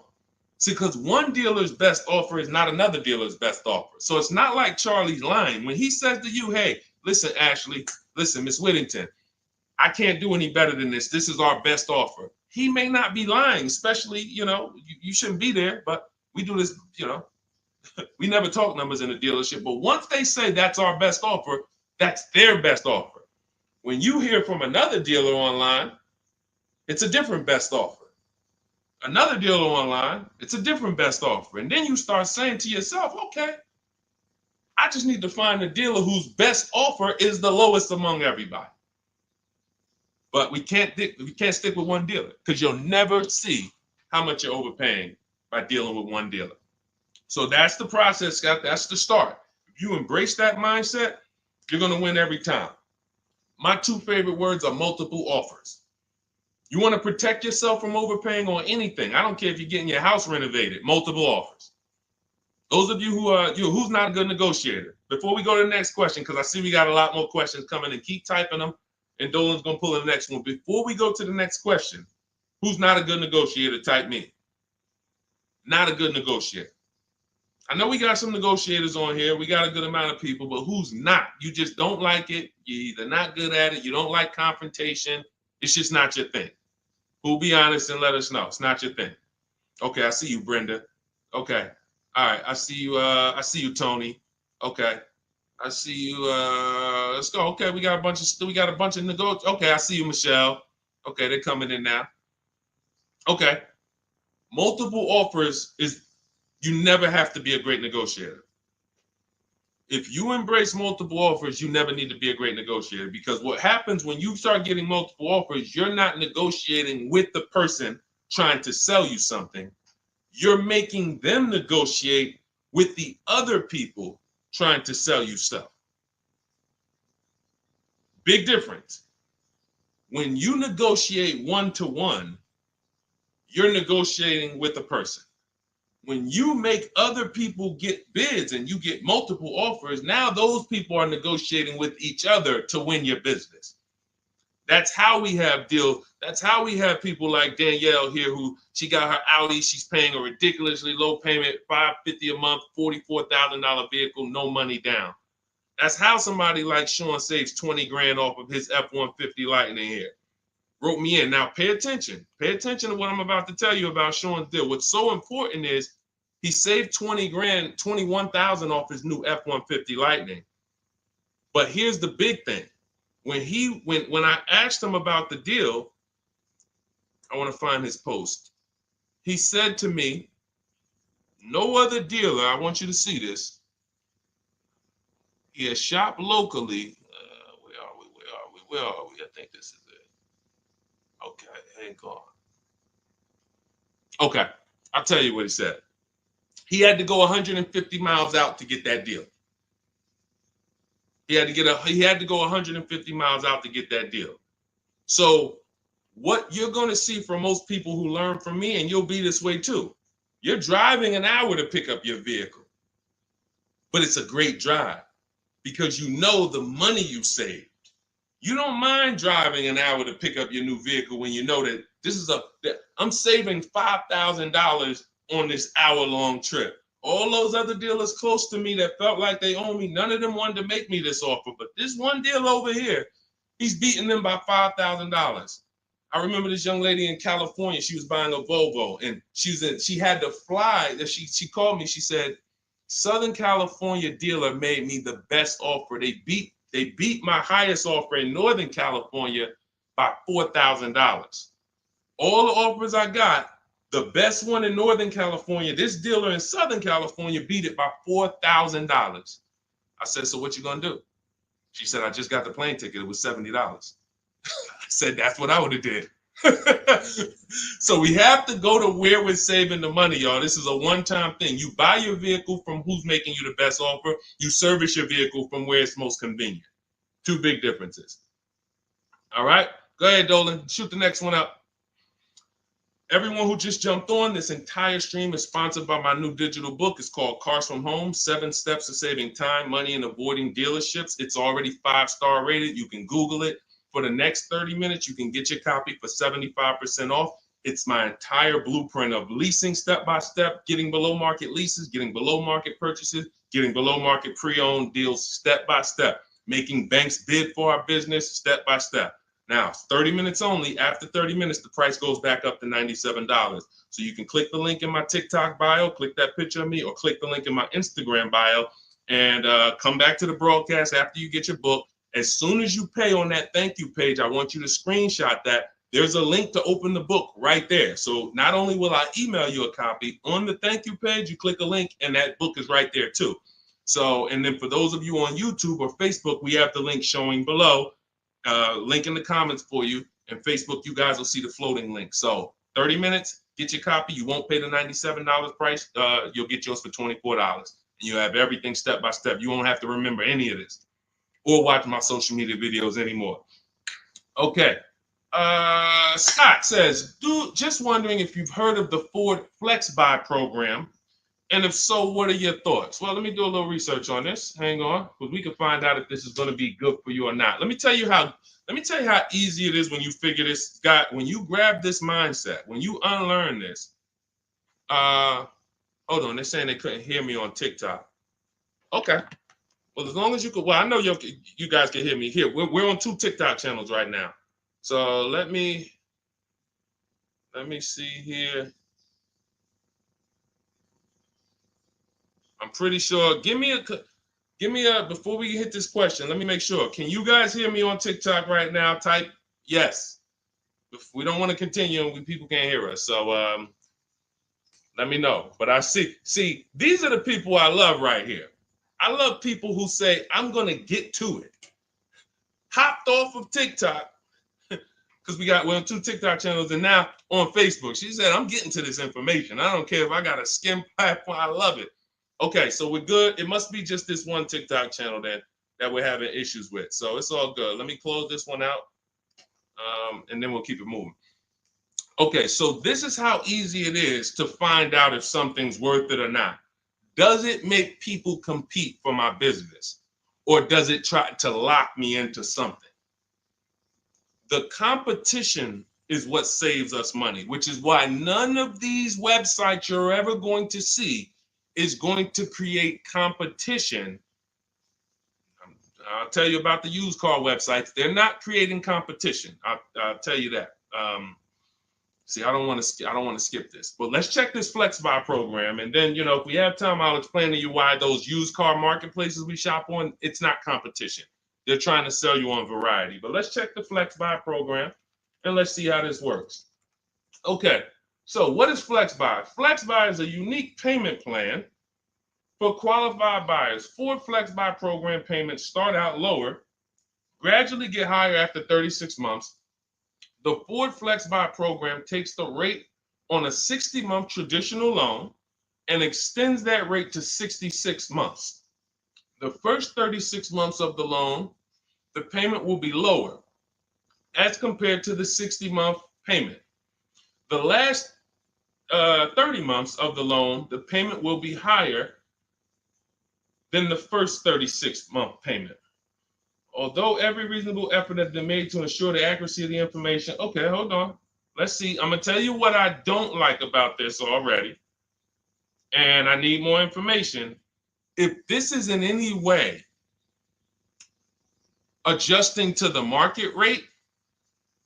I'm talking about if the bank says like think about an adjustable rate mortgage. Some people have had a fixed rate and some people have had an adjustable rate mortgage. The adjustable rate is good for the lender because the lender says, all right, here, pay this rate that we agree on today, but in 3 years, 5 years, and 7 years on an adjustable rate mortgage, let's talk about what your new rate is based on what the market rate is. If that's in any way like this is trash. Because the banks will say, all right, well, for the first part of the loan, we're going to do one interest rate. And then we'll look and say, midway through, what's the market rate? And if the market rate's lower, great, you win. If the market rate's higher, then you lose. So here's the thing. When we're getting loans, I'm getting ready to explain something to you guys called the bank bidding war. There's so much money in loans, it's ridiculous. That's why there's people who want to loan you money to buy cars. They don't even sell cars. And could y'all keep tapping the screen on TikTok and running those likes up? Can we get to 1,000 likes real quick? Every time y'all tap the screen, y'all run the likes up and y'all actually help TikTok bring more people over here that need to be here. So I appreciate everybody. And thank you to everyone who hits the like button. I appreciate you. It does matter. Now, the credit bureaus in the United States allow you to do something called rate shopping. Rate shopping is when you actually let multiple lenders run your credit within a small period of time, and they can access it with a hard pull and it won't drop your credit score. More than one hard pull. So let's just say one bank, Bank of America, accesses our credit to give us an offer for a loan. It may drop our credit 9 points because of the hard pull. If we shop within the rate window, we can have 50 banks at credit unions run our credit, and it's going to affect it the same 9 points. That's called the rate window. I haven't heard anyone talk about this. I've been talking about this for literally over 2 years. I think I have a couple big videos that you guys have shared, watched, that talk about how to do this. When you are getting your offers from banks, you want to get them after you've already found your best deal on your car. Because once you get your best deal on your car, you have everything you need now to go to the bank or go online, call the bank and get an offer. Who's had a bank tell them when they call for some type of offer, the bank tells you, well, we need you to have a car first. Who's had that happen? You call and you're coming and you're shopping for you're trying to get a pre-approval or something like that, and the bank tells you, well, we need what car are you buying? We need the car details. Well, that doesn't really make sense, right? I'm trying to get the offer so I can go get the car. But in the case of how we do it, we find our best deal on the car, then we come home and we let multiple banks and credit unions fight it out. Fight it out. Because I guarantee if this Flex Buy program doesn't allow you to shop for your rate and compare whatever rate they're going to offer to whatever rate you're going to get, you're going to lose with that program. And all they want you to do is see that, hey, well, we're going to give you flexible payments. They're trying to hook in people who just like, hey, that sounds good. Not realizing, well, if you just got a rate that was just got an interest rate that was 2 points lower, your payment would be $40 less a month. So interest rate shopping, guys, is extremely important. That's why when you get my book, I give you what's called the Bank Bidding War Blueprint. This is for you guys that are financing. I haven't added that to my book yet because I haven't had a chance to go in and restructure it. Every time I update the book, every time I come up with a new idea or a new website comes up, I update the book. I don't charge you for that. So websites go out of business. Room went out of business earlier this year. Websites go out of business. I'm not going to charge you for each time something changes because we use an online program. But what I did was when you get your book, you get the book, Cars from Home, and then you get the Bank Bidding War Blueprint. All this is the strategies we use to make banks and credit unions bid. I need you guys making people bid for your own sake, for your confidence, for your empowerment, for your experience. You're going to feel like I'm the prize. I'm spending $50,000 here. Why the heck am I begging people to sell me a car? Who's ever felt like they're begging people? Come on, can you take off another 1,000? Come on, can you drop it by $50 a month? Come on. You're begging people. Meanwhile, this is a 5-figure transaction. So when you flip the tables like we've been doing, like all of the people, if you're on Instagram or if you're on YouTube, you can see all of these people. You can see Zafrina, you can see Jared. Look at all these deals. People posting their numbers. Teddy, Rosalie. How does Rosalie get a 65? How much is this vehicle? How much? How does Rosalie get a $60,000 vehicle at $592 a month with no money down? How does she lease that vehicle at $592 when the same daggone Infinity advertisements we see say, hey, come put $5,000 down plus tax and you can pay that price? She did it with no money down. How? Bids. Okay? Bids. All right. Scott, if the program doesn't make people bid, it's no good. I don't care if it's flex buy, X buy, friends and family. If it's not making people bid, it's trash. It's for them, not us. Okay? I think I beat that horse down. So we can go to the next question now. Go ahead, Dolan. Remember, everybody, you have 30 minutes to get your copy for 75% off. Make sure you save my support email just in case you type your email wrong. Sometimes the book doesn't end up in your inbox. Just hit support, send them an email. My team works 7 days a week. Hey, didn't get my book. They'll get you a copy. We want the book in your inbox. We want you using it immediately. All right. This is Lorraine Celine. Thank you. I followed you in your advice on shopping for a used car, and I bought a 2007 Honda Accord at a great price. Thank you for your knowledge and advice. Amen. Congratulations. Enjoy it. Honda's a great vehicle. If you took the steps and made sure you were getting a good one, title, service records, accident history, a great Honda Accord is incredible. Even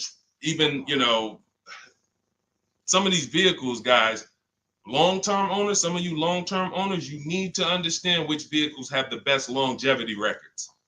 And Honda Accord is one of them. Congratulations, Lorraine. Enjoy it. God bless you. Go ahead, Dolan. Next one. Buying a Porsche Cayenne Coupe. Need help.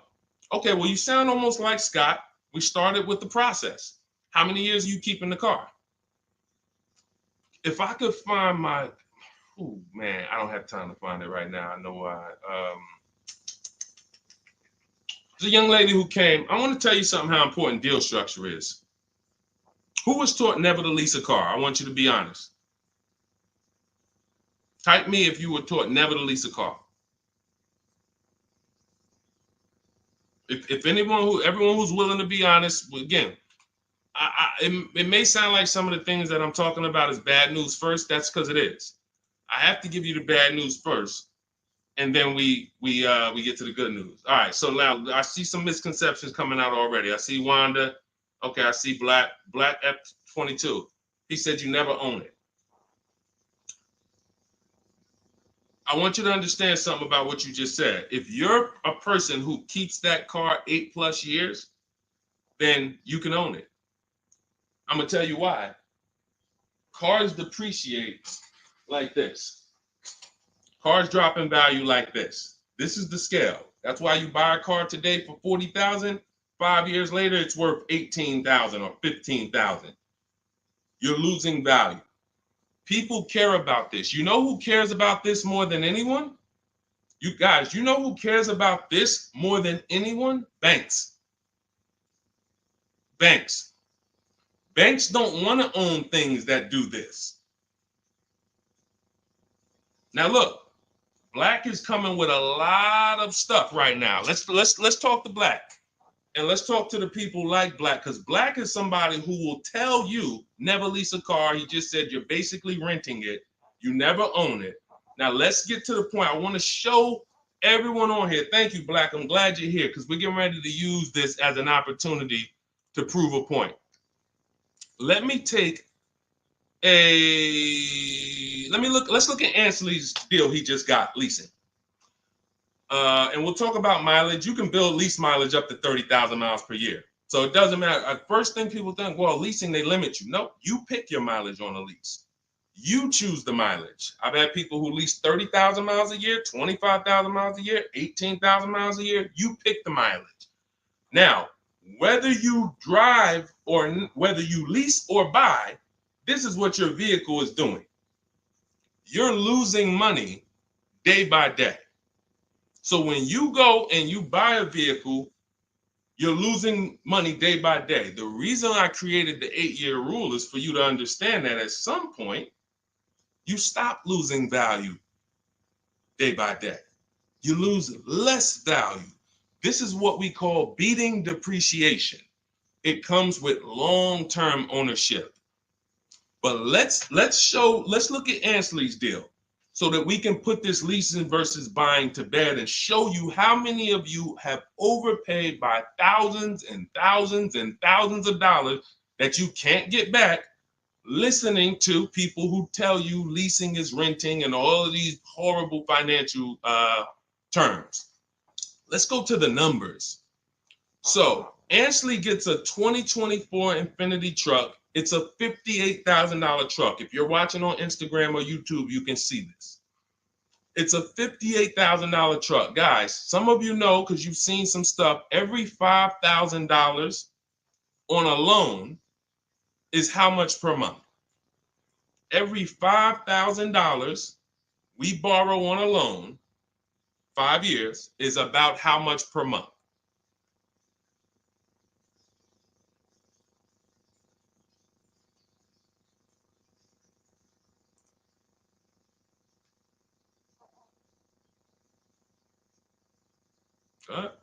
Anybody know?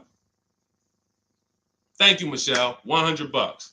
Told you, shout out to the people who tapped in, locked in, locked in. See, I love the people who are locked in. It's some people who just, they sleep at the wheel. I need the people who are locked in. I'm really only talking to you.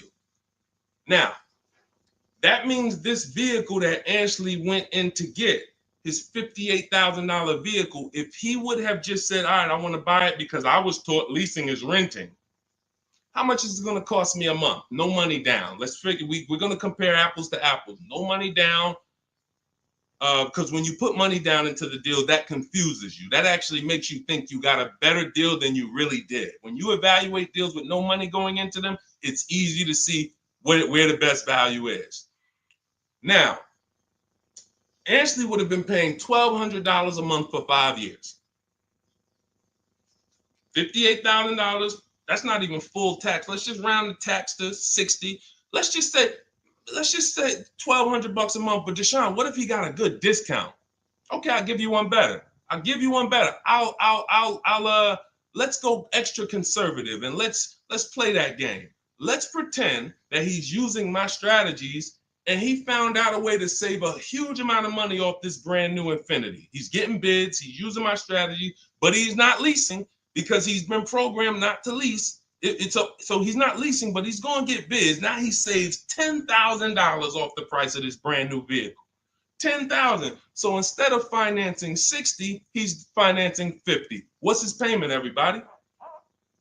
What's his payment? We just said every $5,000 is $100 a month. $50,000 vehicle. What's his payment? $1,000 a month. $1,000 a month. Okay. Now that's with a super discount. That's with a discount that's like anybody would be happy to save 10 grand. I'm proving the point here that you cannot get a good deal if you buy, but you should have leased. You lost. Big time. Now watch this. He's leasing and his payment is $554 a month. So now somebody like Black, somebody like Miggy over here that agrees with Black, they pull up in their Infiniti truck, right? And they pull up next to you. And y'all are both driving the exact same truck. And you look at them and you're like, hey, man, we got the same truck. Now they're going to say something to you like, yeah, you know, man, it's expensive though, man. It costs to drive this, right? And you're going to look at them and be like, oh, how much you paying? You know, I did a no money down deal. So I know I did all right. I did no money down, but I'm paying $1,000 per month for this. Oh, really? I did no money down too, but I'm paying $554. Wait, you?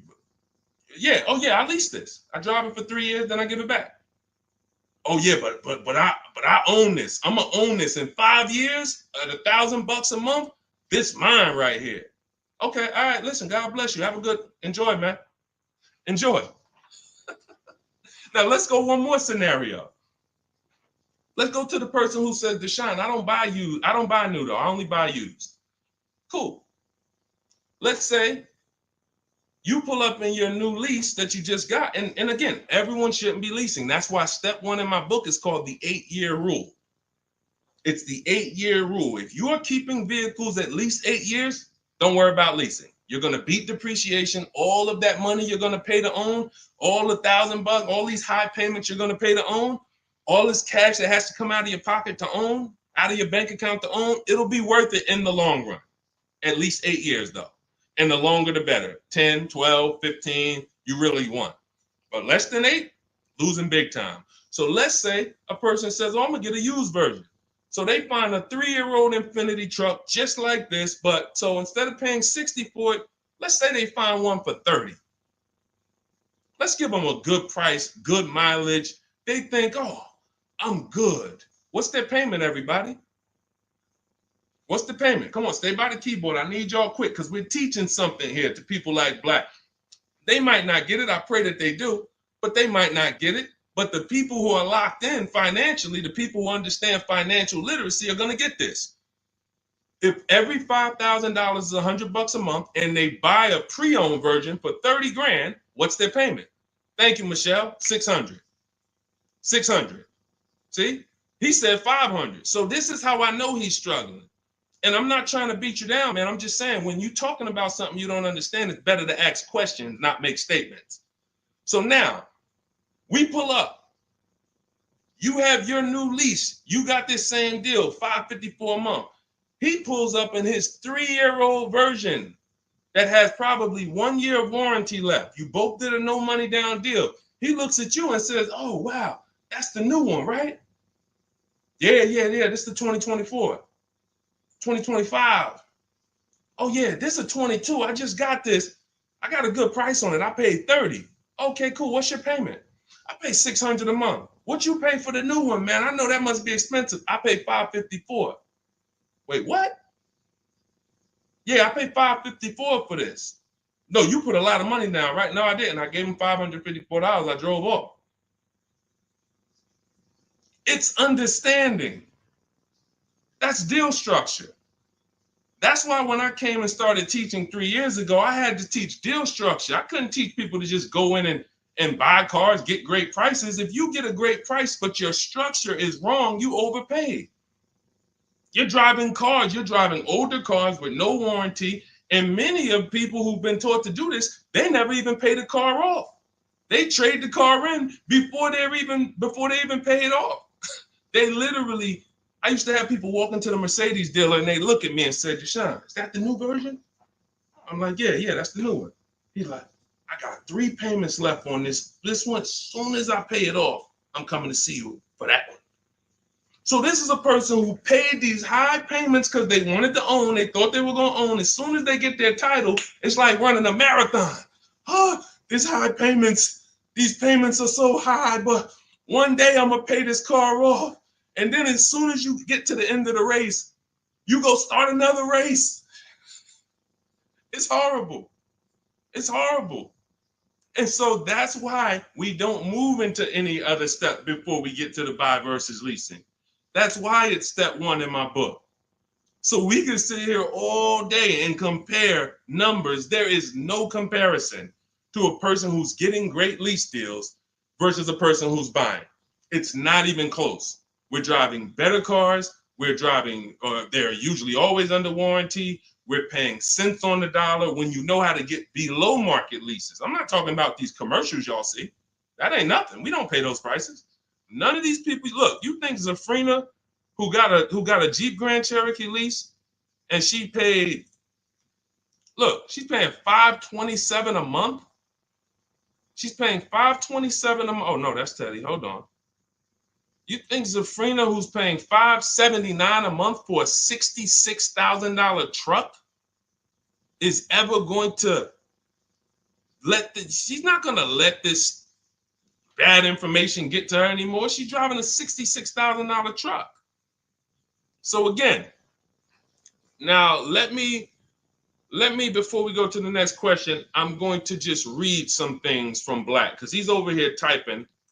And I do want to give him the courtesy of reading because we just used him as a teaching moment. I think everyone learned. If you just got what I just taught about the leasing versus buying, type $, $, $. Just type $. If you got that point of me, see, no one talks to you about payments. They say things like never lease, always do this, always do that. But they never talk numbers. The reason why we go straight to the numbers is because the numbers don't lie. They say men lie, women lie, numbers don't lie. So when we go to the numbers, shout out to everybody. I see y'all. I see y'all. I see you, Wanda. I see you, Tony. I see you, Michelle. I see you, Megan. I see you, Brenda. I see you, Federico. That's the name of the game, is putting your deal on the right foundation so that you know, again, like I said, banks don't want to own vehicles. Think about that. Banks don't want vehicles that are not bringing income in. They don't want a depreciating asset on their books because today it's worth 40, tomorrow it's worth 39,800, the next day it's worth 39,700, the next day it's worth 39,600. That's what a depreciating asset is. They don't want them on their books in the short term. They're in the short-term business. And some of us are in the short-term business too. The only people that are winning long-term with purchases are those of you who keep your cars 8+ years. Because you beat depreciation. All right, so Black said, nah, bro. Okay. Keyword, no money down. You put 10 to 20% down, then it's a different story. You can't make this stuff up. Let's go. You cannot make this stuff up. Watch this, y'all. Watch this. I just compared 3 no money down transactions on the same vehicle. 3. New, used, new lease. 3, no money down. I'm telling people that when you don't put money down, you can clearly see what you're really paying. You can clearly see what you're really paying. Black comes in, he proves our point, which is he's going to put 10 to 20% down. Now he's pulling up next to you in your lease, right? You're $554 a month, brand new, fully warranted, all the latest and greatest features. Now he puts 10 to 20% down on that's $10,000 to $12,000. Think about this. He pulls up and he has a similar payment to you. So he feels like we're alike. He feels like we're pretty close. In fact, he may even feel like he's doing better than you because he's purchasing his and you own yours. I mean, you're leasing yours. But watch this. What about that $12,000 you gave him? What about that $12,000 you gave them? That's how people forget. That's why everything in the Car From Home system, when you get the book, you're going to see everything is about shopping with zero down, looking at offers, and then choosing, do I want to put money down to lower my payment? Money down does not buy your deal. I made a video about this. Some of you have seen it and shared it. People who make a down payment and think they got a deal. You have a deal before you put your money down, or you don't have a deal. A deal means I shopped all my offers, and then I found the dealer who was going to discount the vehicle the most. Now, how do I want to pay for that? Do I want to get a loan? If I'm getting a loan, what do I want my payment to be? Now I'm going to manipulate my down payment based on what I want my payment to be. That has nothing to do with the deal I got, but somebody like Black or people who move like him, hopefully we can help you get over these mindsets. But you have some very, very strong convictions, and you're confidently incorrect. That's dangerous. It's dangerous to be confident and incorrect. Dangerous to yourself and your family and your friends who will listen to this. If you are putting money into deals and thinking that you got a deal because your payment ended up being affordable, you in no way can win. First of all, you're letting the dealer manipulate two things: the price of the car they're selling you and the interest rate that you're getting from them exclusively. If you were just separating your loan from your interest, from the purchase, you would see that that's a losing strategy. You can't compare a person who's driving a brand new vehicle paying a low payment to a person who's paying the same payment but gave the dealer $12,000 to get to that payment.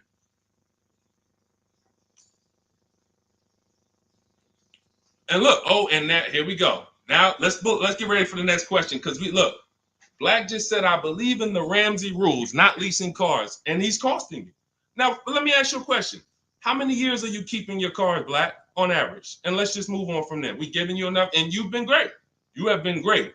I think we have all learned. You've given me a lot of things to be able to teach the audience who's willing to learn, but there is in no way, shape, or form. 3 to 4 years. My man, you are losing like crazy. Look, he's buying cars like this and flipping them. He's buying cars like this and flipping them, coming back. You're spending so much money that I can't even get it across to you because you're not in a posture to learn.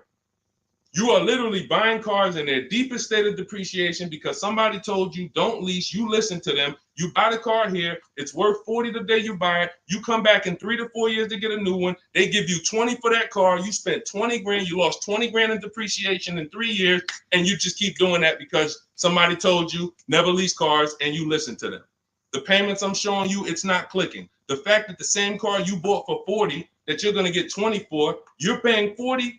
That's an $800 a month payment. You put 20% down, you finance 30 grand. Now that's a $600 a month payment. That same $40,000 car we're leasing with no money down for $500 a month. No money down. You are spending thousands. We can't help you, man.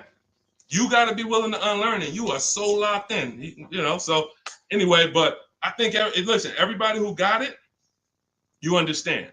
That is why leasing versus buying is paramount.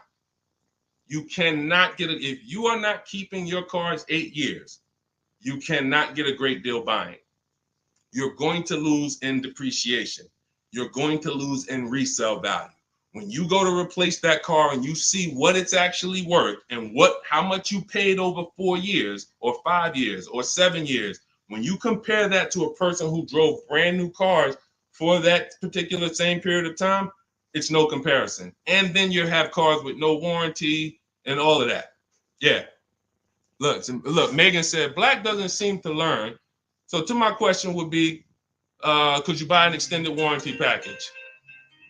Hold on. Why am I getting calls on airplane mode? Sorry, guys. I hold on. Let me put on Do Not Disturb. All right, so go ahead, Dolan. Shoot some. Let's get to Megan's question, and then let's try to go through a couple more. But that was good. That was good, Black. Thank you, because we wouldn't have been able to teach on those points without your questions. Okay, so let's do Carolina on YouTube, and then let's go to we'll hit Megan, and let's go through as many as we possibly can. Hey, I'm new here. I want to trade my 2020 Nissan, and what's the best way to do this, please? Okay, so you have a 2020 Nissan. That's a vehicle that's not 5 years old. First thing you would do, if we were talking, I wouldn't let you buy. Unless you're telling me you're going to keep the next car 8 years, you're losing, because that 2020 Nissan, first thing we want to do is decide whether we're buying or leasing the next vehicle. And as we just said, if you're not keeping the next vehicle 8 years, you should be shopping for below market leases. Then you want to now see what is the most money you can get for that Nissan. We don't depend on a dealer to tell us. You're going to go to these 6 websites. These are 6 websites. You do this in 15 minutes. You're going to find out what that vehicle is truly worth. You find out what your vehicle is worth with offers, not with anything else. Offers. So go to CarMax, Driveway. Write this down. I told you, stay locked in because we do dialogue here. It's not just me talking.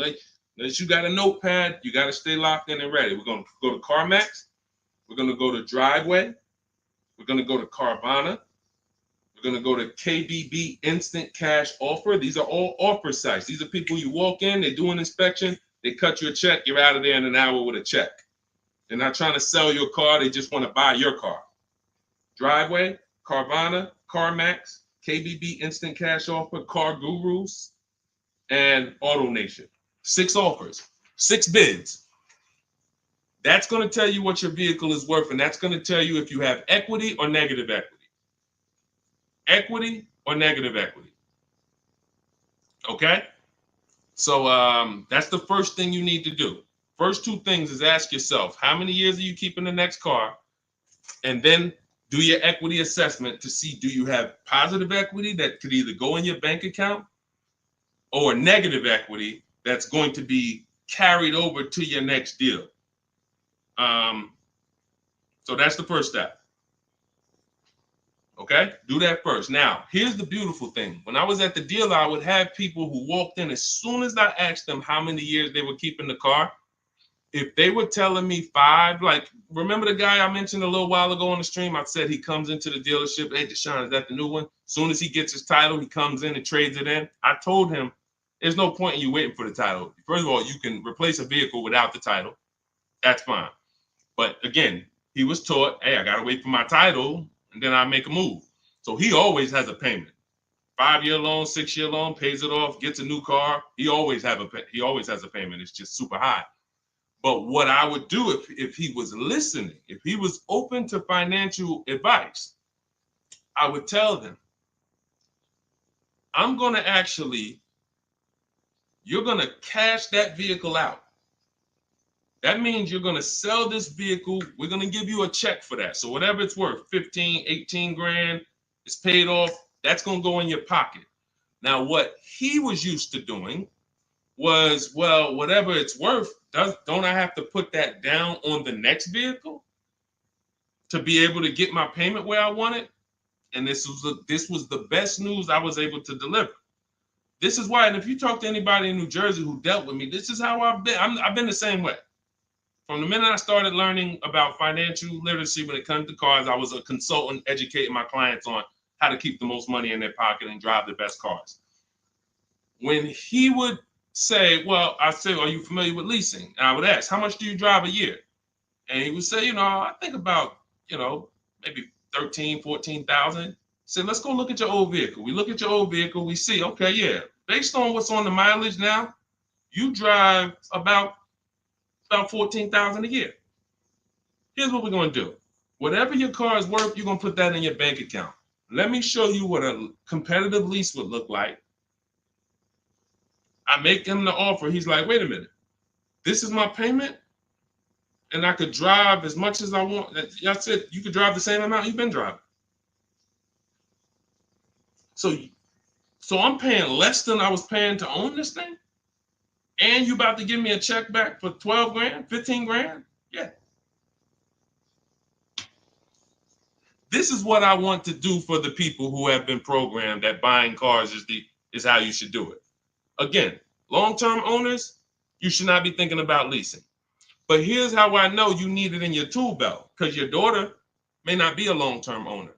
Your spouse may not be a long-term owner.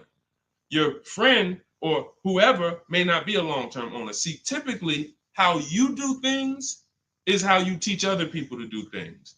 So if you are keeping your cars 8, 9, 10, 12 years, you probably think everyone else is doing that. But your kids or your family members or your spouse, they may want to drive for 5 years, and then they're like, all right, this stuff's starting to go wrong.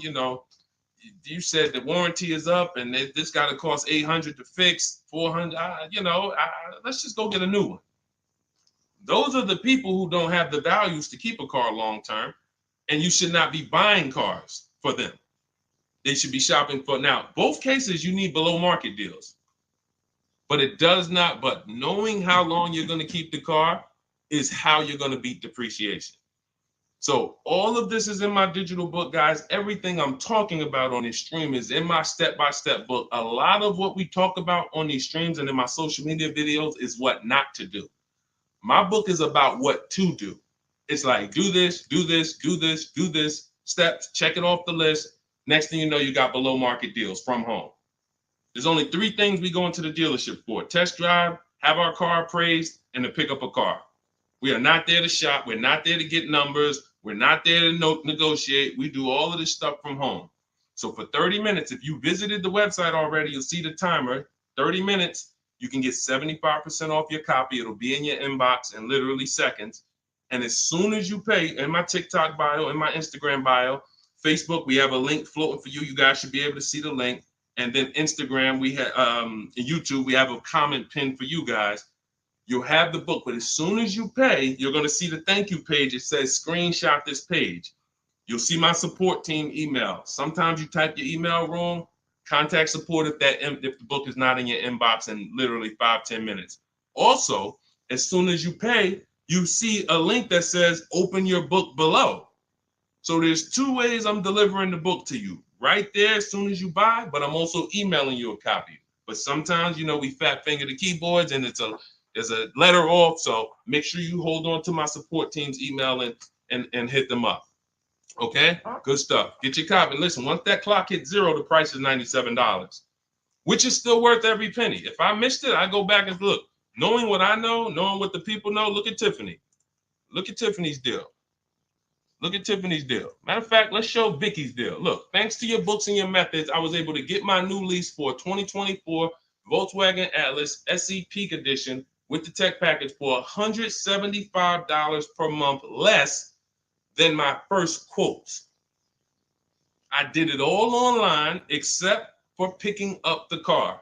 I put no money down other than my first month's payment and DMV, which is probably $200, and saved over $6,000 on the life of that lease using your negotiating scripts. We have email scripts. This is what I want for you. I want you guys not just getting cars. Everybody's getting cars. You'll see people posting their car. Oh, I needed an upgrade. Look, get a bunch of likes. Hey, had to treat myself. You'll never see the numbers though. I want you, every time you get a car, I want you just as excited about the numbers you got as the car. And this will make sure you get there. Go ahead, Dolan. Shoot the next one up. Okay, Brandon from TikTok. I've lifted the Denali truck. I owe $6,500 on it. It has 163,000 miles. It needs $3,500 worth of front end work. Should I fix it or trade it? I'm the only owner. I would make sure you get a second opinion on how much it's going to cost to fix. Lifted Denali is going to have a low resale value. But here's the thing: the cost of replacement is always more than the cost to fix. Always more. So if you got a truck, and again, your truck, you got a loan on it. You got a loan on it, 163,000 miles. I teach something: you shouldn't have a loan past the 10th birthday on a vehicle. Now you're going into a lot of risk. There's different boundaries we need to follow. But what I would do if I was you is I would make sure I'm not spending more than $3,500 unless I'm getting multiple mechanics to give me an offer. But I would see, what does it cost? What's the lowest I can pay to get this truck running? What if you pay $3,500 and it runs again for another 3-4 years? All day long. Because to get a new vehicle, $3,500 is coming out your house in probably 6-7 months. Which would you prefer? $3,500 one time and I could drive this thing for another 3 years problem free? Or $7,000 or $10,000 a year that I'm going to pay to get a new truck? Keep the cost low when you can. All right. Listen, I'm going to jump off. Everybody, listen, we'll be back for another stream. We went deep today. I think we dug into stuff we've never dug into before. Thank you to Black for, bringing some information to us that allowed me to teach and help you guys unlearn. Everything you need is in my digital book, Cars from Home, 7 Steps to Saving Time, Money, and Avoiding Dealerships. Normally $97. It's 5-star rated. You can Google it. You can see all the reviews people wrote using it. But you won't pay $97 if you get to my TikTok bio or my Instagram bio before that 30-minute countdown expires. You'll get it for 75% off, which is $24. And on YouTube and Facebook, I have a comment pinned for you guys where you can get your copy for 75% off. Use it. Make sure you email me your success stories, and make sure you save my support team's email just in case you type your email wrong. Let's make sure my team gets you your book. All right. God bless you. Keep winning. Keep unlearning. I'll see y'all on the next one.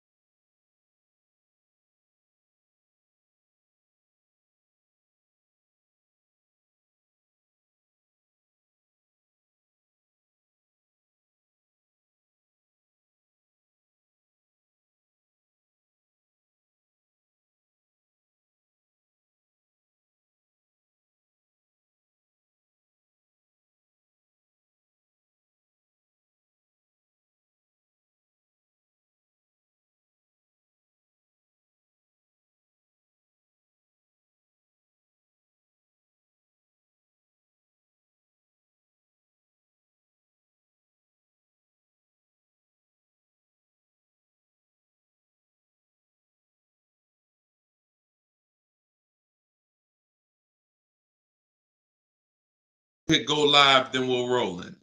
Jasmine from TikTok asks, what do I do when I can't afford the lease after 1 year? Great question.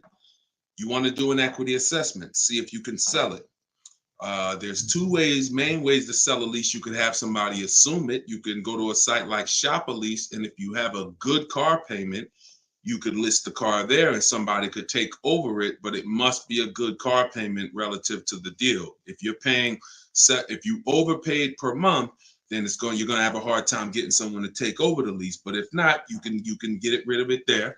Second is, I want you to call the leasing company, ask for your payoff, and then you're going to call, once you get your payoff, I want you to ask them if you have a third-party restriction. Those are the two questions you're going to ask your leasing company. And then once you get that number, which is your payoff, you're going to go to CarMax.com, Driveway, Carvana. This will take you 20 minutes to do. Kelly's Blue Book Instant Cash Offer, Auto Nation, Sell My Car, and Car Guru, Sell My Car. You want to get 6 offers. It's very important when you're on those sites. When they ask you, is your car owned, leased, or financed, put owned. That's going to tell you what the market value cash is for your car to get rid of it in a day. If it's greater or equal to your payoff, you can get out of it. If you have a third-party restriction, then you're going to need to take another step and you're going to sell to a local dealer. But you got to see where your equity position is first. Got to see where your equity position is first. All right, I'm going on and I'm sharing the broadcast, and then Dolan, you could queue up the next question. We're live on TikTok, Instagram, YouTube, and Facebook. So we are going to be taking questions from all platforms. The first one came from TikTok. We got a couple queued up on TikTok. So shoot the next one in, Dolan, and we'll get to it. All right, this is another one from TikTok. I have 2 payments left on my lease. What's my next step? Equity assessment. Who's returned a lease to a dealership, just dropped it off when it was done? You never assessed any equity. You didn't even know. Who didn't know that a lease could have equity that you could put in your pocket? It's not a guarantee, but many people all through the pandemic, we were showing them how to put $5,000, $10,000, $12,000 in equity in their pocket from the end of their lease. I sold my lease.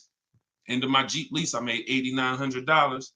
My mother made $10,200. Now that was when everything was worth 7 to 10 grand more than it's worth. That was when the market was once in a lifetime.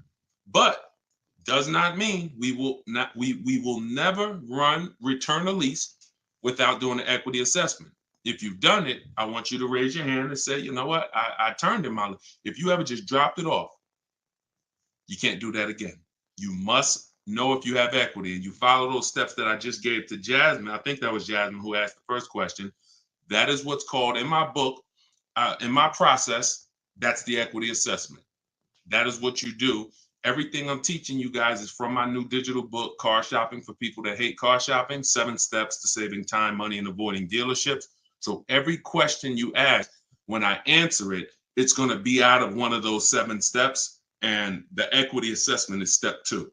You must do that before you ever return a lease for the rest of your life. A lot of you gave back thousands of dollars to dealerships and you didn't realize you were doing it. They bought those cars, put that money in their bank account when it should have been in yours. Yep. All right. Go ahead. Shoot the next one up, Dolan. All right. All right. This one's from TikTok as well. Let's go. Facebook, type your questions in. YouTube, type your questions in. Instagram, type them in so we can get to you guys. Another one from TikTok. Thinking of trading a car for a newer model. Should I keep the car and just get the new one? It's a good question. What's the benefit of keeping the car? If you were a high mileage driver, then I would tell, let's just say you said, Deshone, I'm driving 20,000 miles. Then high mileage drivers, I want you to type HM. If you do over 20,000 miles per year, even 18,000 miles per year, just type HM. Regular driver, Jason, what's the benefit of having 2 cars? Its own insurance. You're paying for one when you get your new car. I like to drive that car that I'm paying for. I don't want to be paying for a car and then I got this other car that I'm barely using. But if you are a high mileage driver, then I would tell you keep that car and get you another car. And but how many years are you keeping the car, Jason? How many years are you keeping this next car? Because depending on your answer, it's going to change my answer to you. So this car you're thinking about getting, how many years you see yourself keeping it? Let's start there. Come on and shout out to the sharers. I see y'all running the likes up on TikTok and y'all keep tapping that screen. Just every couple minutes, throw a couple taps. It really helps the broadcast. And I appreciate everybody who's helping us get this message out. I really do. We couldn't do this without you. Let's see if maybe 5 years, then you should not be buying that car, Jason. You should be leasing. And I'm going to break this down for you really quick because some of you know the depreciation curve. And the rule of thumb is when we talk about the hidden money in your car deals, my job is not to just teach you, if you're willing to listen, how to save thousands of dollars by making dealers and banks bid on your business. That's how we make sure we get the best prices. You can't get the best price. You can't make the best deal if you buy, but you should have leased. It's impossible. Because the depreciation curve looks like this, y'all. If you buy a car today for $30,000 today, I give you a car. I'm gonna show you something. I want everybody stay close to your keyboard. I don't want to, when I ask you a question, type as quick as you can so we can keep the dialogue going. If I gave you a $30,000 car right now, put it outside your house, you don't drive it 1 mile, you don't even touch it. We go outside a year later. Is it worth $30,000? You didn't drive it 1 mile. You said, Deshone, I don't need the car, but I'm leaving it here. It's yours. You don't drive it 1 mile. Is it worth $30,000? No. So that's your first intro into depreciation, the unseen expense. Let's go a little deeper. If you put 10,000 miles on it, it's worth less, right? If you put no money in it, if you put no mileage on it, it's already lost thousands. If you put 10,000 miles on it, it's worth less, right? High mileage driver, let's say you put 20,000, it's worth less, right? Now what you're seeing is the expense you've been taught not to see, which is depreciation. It has nothing to do with car payments. It has everything to do with that. We've heard people say, oh, cars are depreciating asset, cars are depreciating. What does that actually mean? I'm showing you what that means. I'm showing you what that means.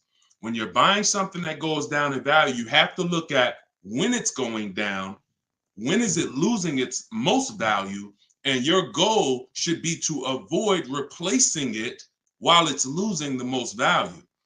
How many of you have a car outside right now, outside your house? You've had it for at least 8 or 9 years.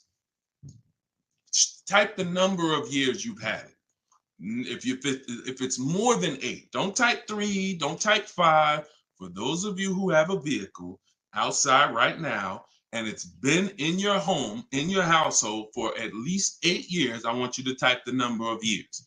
All right, we got Jason 10, we got 13, we got 8, we got 20, we got 14. Okay, so we got 10. This is the leasing versus buying question, and there's nothing more important than this to the foundation of your deal. Because if you choose wrong, you cannot get a great deal. And if you're new to this, then lock in for the next 5 minutes, and you're going to understand why. The people, those of you who said, Deshone, wow, Jazzy's 20 years. The vehicle, the value of your vehicle right now, isn't it going to be about the same a year from now? Everybody who just typed, look at the, and I want y'all to pay attention. If those of you who are like, Deshone, I never keep a car, you might be saying, looking at these numbers and saying, Deshone, I would never keep a car that long. It's not for me. It's not in the cards for me. It's not my style, not my habit, not interested. Perfect. Pay attention. 12, 20. So all of these people, your car will be worth next year about what it's worth right now. What does that mean? That means you have avoided the depreciation. You've won. The depreciation curve normally looks like this the first 5 to 7 years, but it starts to get like this the longer you keep the car. So now all of you who have answered, all of you who are watching them answer, their car depreciation curve looks like this now. It's not losing much value anymore. If you don't get to that level, there was no point in you buying the car because you're replacing it here. There's only 2 ways to go from to avoid this type of depreciation. Car was worth 30, now it's worth 10, 7 years later. It's only 2 ways to avoid that type of hit. One, you're going to keep it long term. If that's not you, you should be shopping for aggressive leases. Not these leases you see in the car, in the commercials, come pay $4,000 down and all of that. These are not deals. Aggressive leases are below market prices and they're pennies on the dollar compared to what you've been paying. You cannot win buying cars and switching them like this. That's why you always have negative equity. That's why you're always never happy with what you're getting for your car. You buy your car, you come back, look 3 years later, you see what it's worth. It's always disappointing because you're trying to literally get cash back out of something that is not designed to give you any value in the short term. Leasing or long-term ownership. That's why the first thing that I teach, it's called the most important question, is how many years you keep in the car. If it's not 8, then you should be leasing. It's not even a question. We'll go deeper on that throughout the show. Anyone who wants to know more about that, you keep asking, because once I open up that Pandora's box, it's like your mind is like, oh, but everything I heard about leasing, I heard it was bad. I heard you can't drive that much. I heard that yada, yada. They bill you for all of this stuff. All of those things, I'm going to help you unlearn because unfortunately, the people who taught you that were confidently incorrect, which is dangerous. Confidently incorrect is you're dangerous to yourself and others. So, all right, so that's the key. If that's the key, Jason, don't think about buying if you're not keeping 8 years. You're going to overspend. And we'll talk more about that throughout the broadcast. Feel free to ask follow-up questions.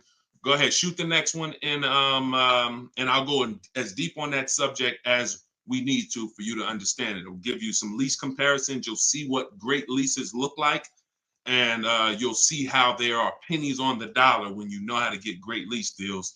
And that's the way you avoid the depreciation. Only 2 ways. Great lease deals, long-term ownership, 8, 10, 15 years. That's it. 2, 3, 4, 5 years, you can't avoid the depreciation buying. You just can't. You're going to lose thousands every time. Go ahead, shoot the next one up, Dolan. We're keeping the questions coming in. We're live on all platforms, so just keep typing. I'm going to try to get through as many as I can. We got a lot of questions coming from TikTok. All right, let's go. Should I put money down on a lease that I'm about to turn in? That you're about to turn in. I'm gonna assume you meant, should I put money down on the lease that you're about to get? So check it out. Here's how you shop all your lease deals from now on.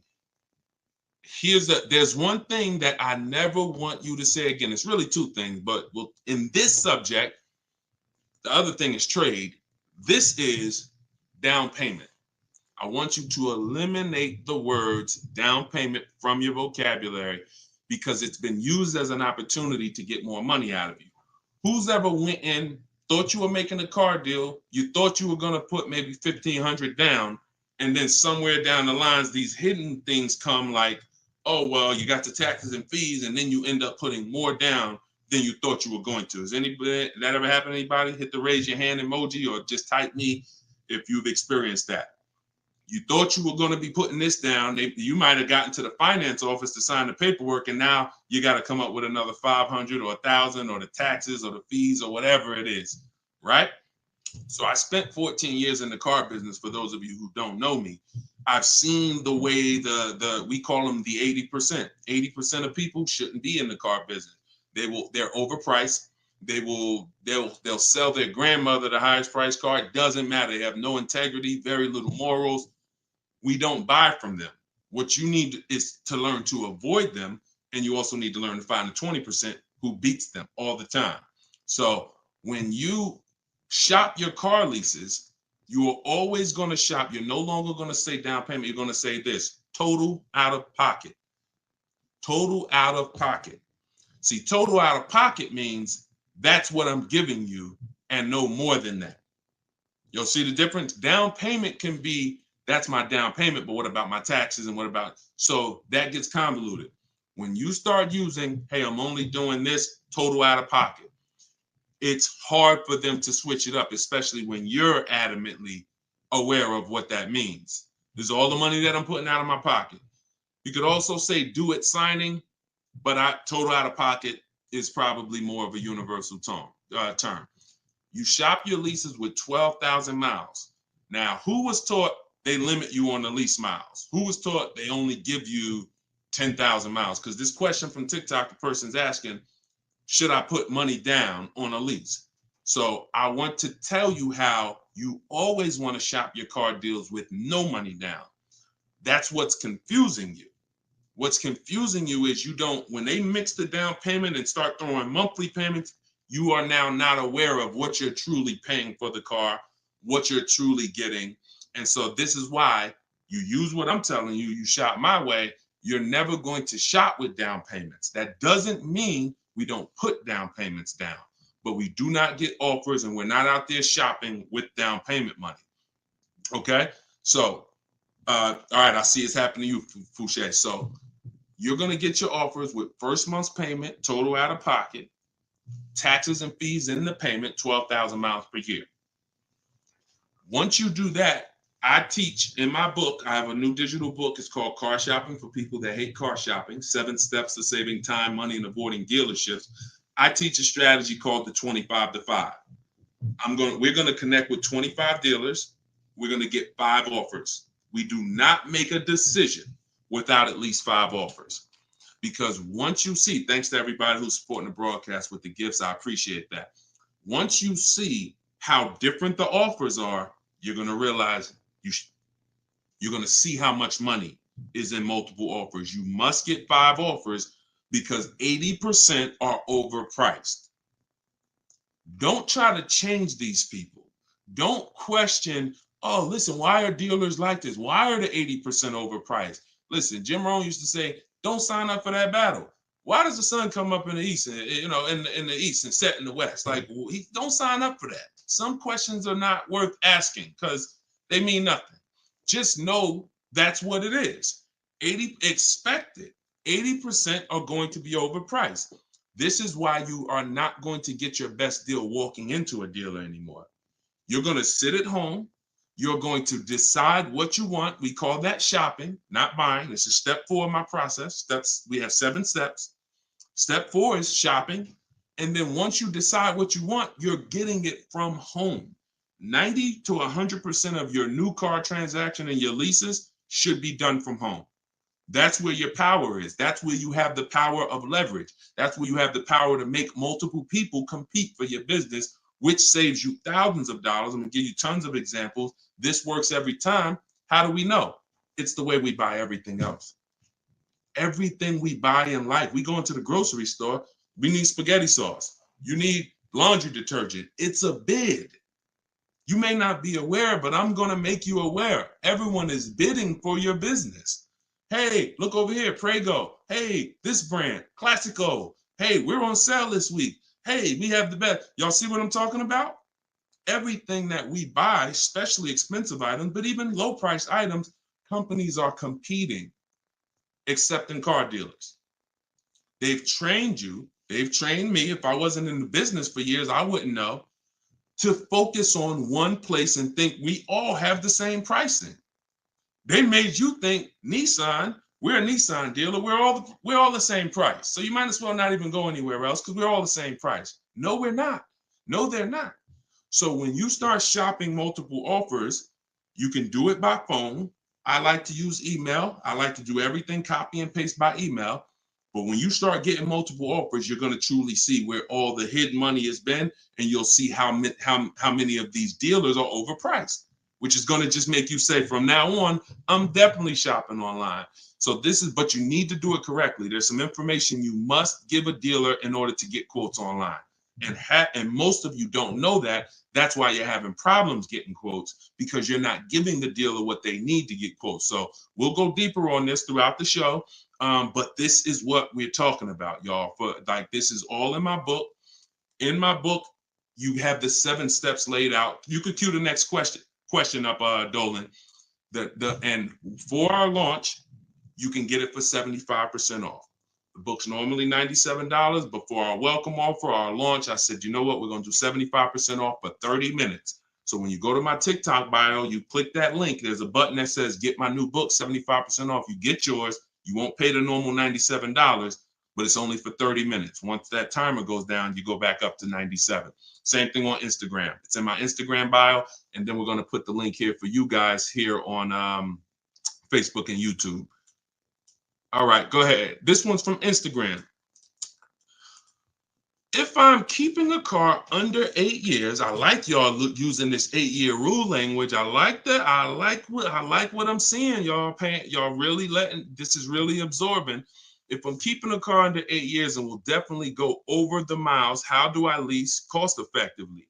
You choose the right miles. You never. I was at Hyundai.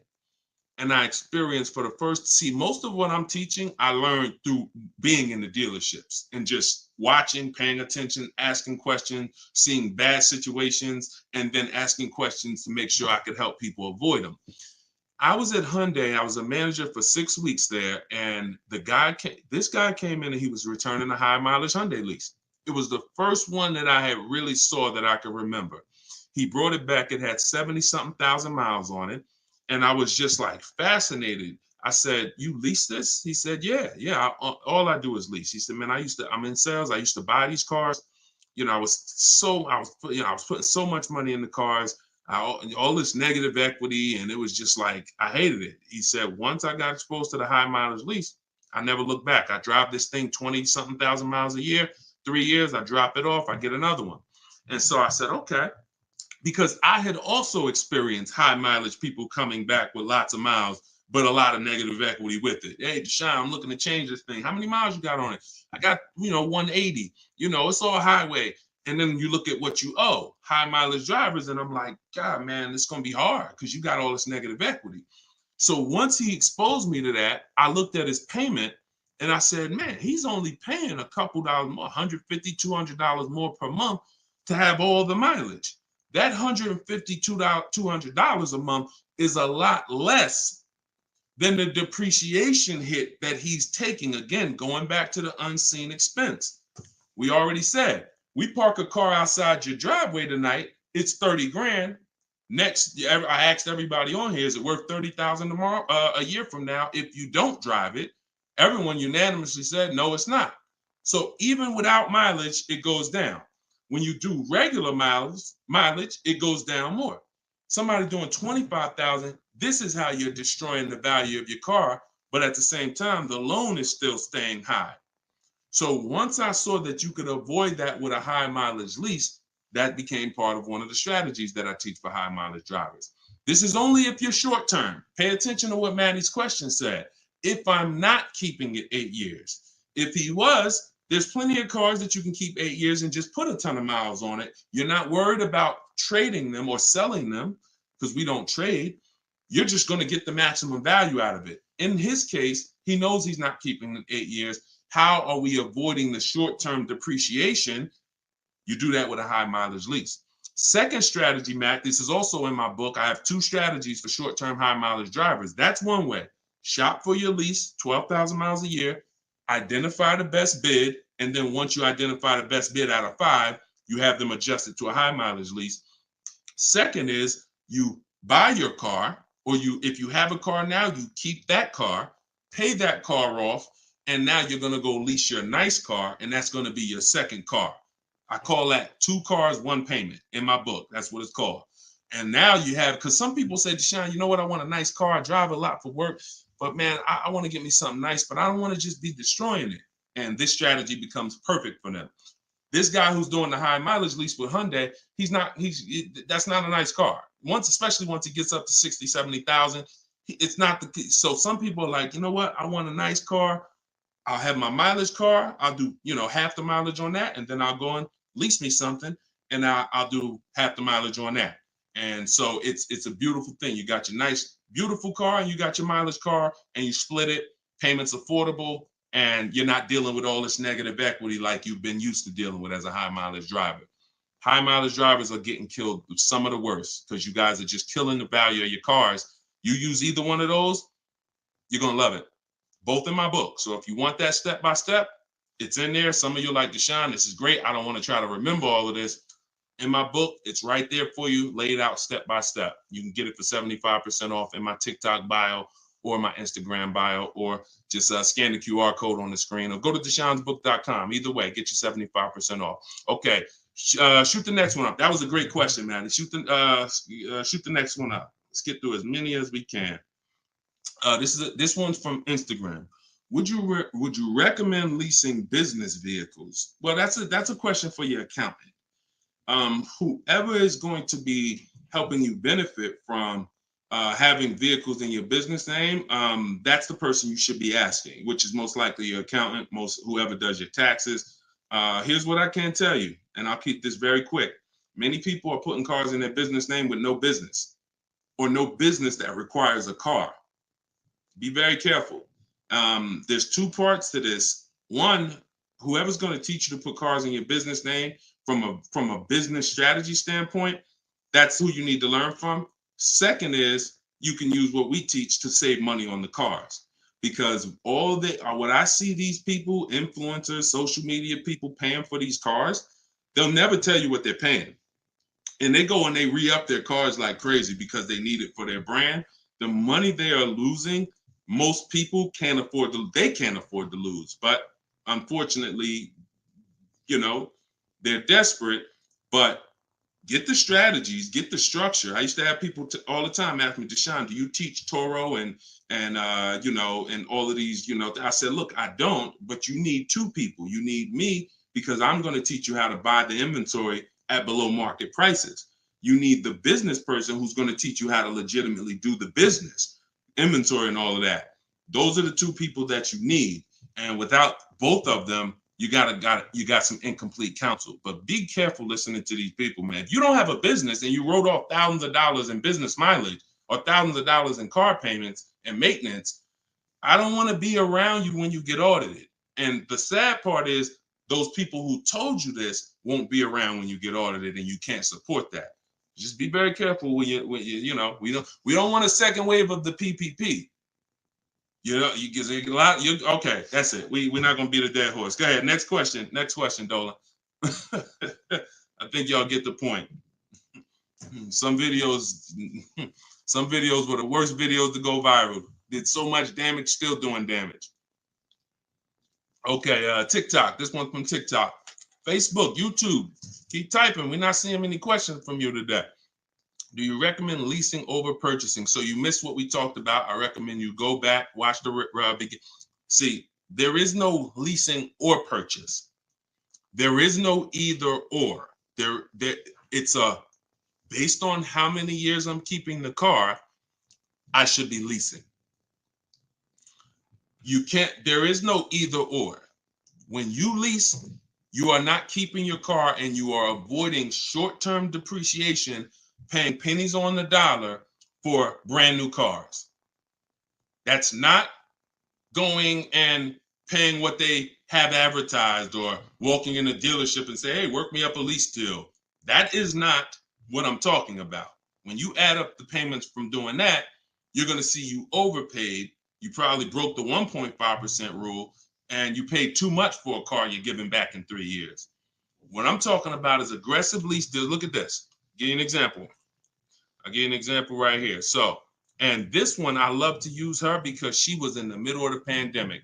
Middle of the pandemic, people were out here buying Kia Tellurides for just $5,000, $10,000 over sticker. Bonita got hers in 2020. She got a 2023 Kia Telluride, put $600 down, and that was her car payment every month for 3 years, $600 on a almost $47,000 Telluride.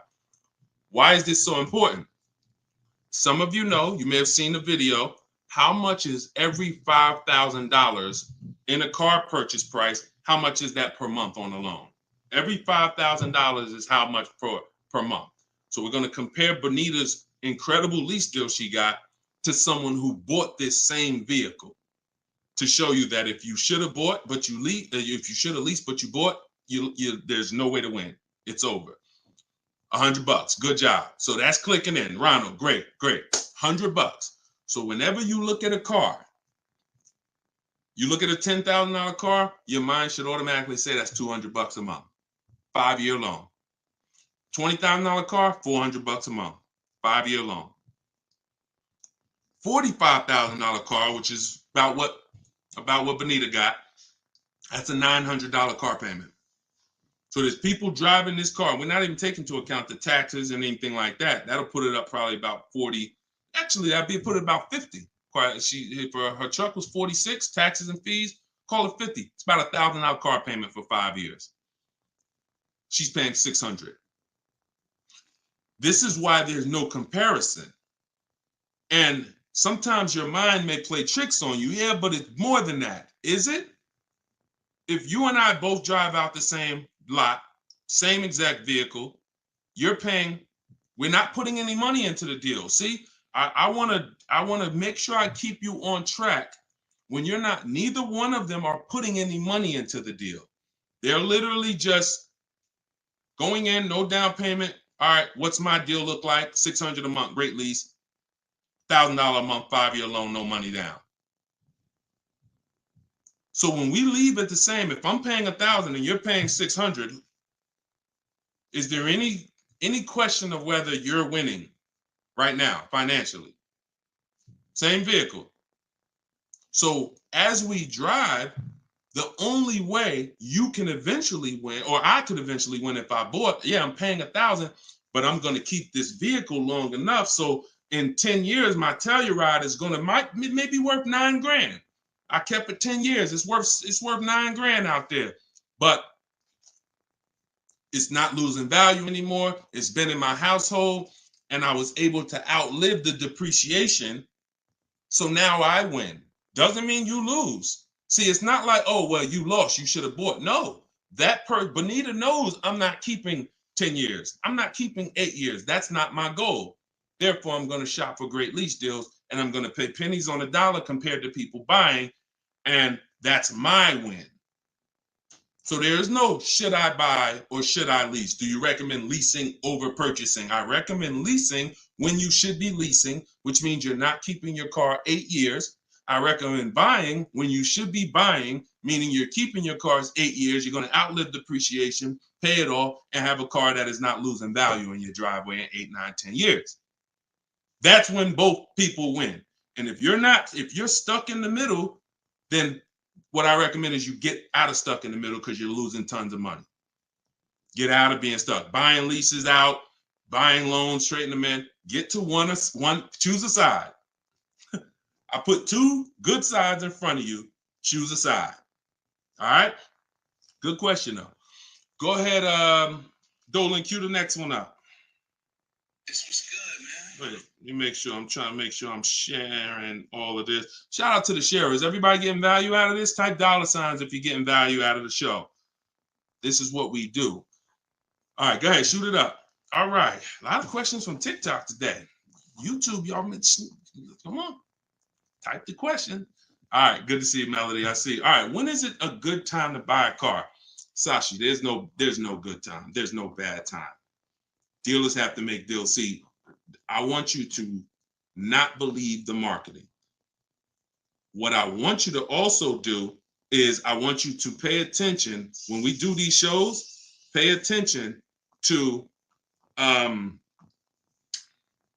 don't want you shopping in an emergency situation unless it's an emergency. What does that mean? If your car was totaled, stolen, then it's an emergency. You got a couple days, no problem. You can use what's in my book. You can get bids. As long as you get multiple offers, you won't overpay. If you have your back against the wall, that's going to happen every now and then. Multiple offers is the key. If anybody had to go buy a TV right now, I said, look, you got 48 hours, you got to get a 100-inch TV, and you got to get a great deal on it. Is anybody worried about overpaying for the TV? Anybody on here? In 2024, is anybody worried? Dad, man, I only got, back in the days, it might have been like, oh, shoot, 48 hours. That might not be long enough. But you know where to go. Amazon.com, BestBuy.com, Walmart. I'm going to find the best deal on a TV. What I'm telling you is that's the same way you approach car buying. The more you do it the way you shop for everything else, the more you're going to see, oh, this is a lot easier. I'm in a lot more control. I eliminate buyer's remorse. So so even if your back is against the wall, if you're shopping, buying, you still should be getting multiple offers to make sure you're getting the lowest in the market. I'd say at least 5 because 80% are overpriced. Now, if you have time, then what you should be is in the market early. I teach something called 2 dates. The as soon as date, no later than date. As soon as date means soon as you can make a deal. Don't look at offers until you can make a deal. Don't entertain it's a waste of time. You might say, Deshone, I'm waiting to get this promotion at work in May. Then I'm a car shop. Should I look at deals now? Makes no sense. You can watch the market, but it makes no sense to entertain offers because you're not in a position. So as soon as you could accept an offer. Now that might be today. Then no later than date. That's the deadline. The gap in between that is your leverage. What does that mean? The ability to say no. See, you're about to start shopping in a way where you can say no, and the people that are walking into dealerships usually have put themselves in a position where they can't say no. So they're walking in saying things like, I need a car right now. My lease is up. If your lease is up, call, get a free extension. You shouldn't be shopping with your back against the wall. They're walking in saying things like, man, nobody has cars. That's because one dealer they walked in didn't have cars. Maybe they went to a second one, didn't have the color they want, and they're like, man, nobody has cars. They're broadcasting that energy, which is actually that's going to cost you. When car salesmen take it from me, I was in there every day of my life for 14 years. Not every day, we had days off, but when you say things, we're trained to hear them. No one has cars. That means the price just went up. If I have a car, you're going to pay more for it. This is what the 80%, this is how the 80% think. It's a mind game. So you don't want to be there. You want to be at home. And when you have the ability to say no, now here's what you do. You reach out to dealers for your offers and you're telling them, hey, I can make a deal right now. This is what I'm looking for. But I don't need a car until July 3rd. See, that's power. That means, hey, if I got a car coming next month, I can talk to this person about it. Most times a person walks in, they need a car this week, next week. That means whatever's on the ground, that's all we could talk to you about.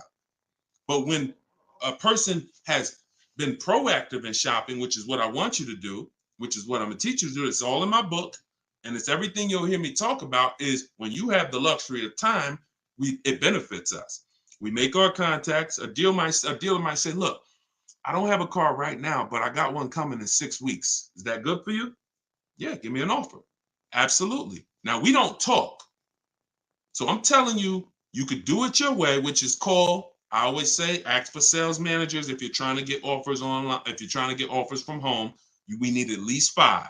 If you're going to do it my way, if you're going to get deals like Danielle and like the people you see me broadcasting the show, you get it at least 5. Sometimes we get 10.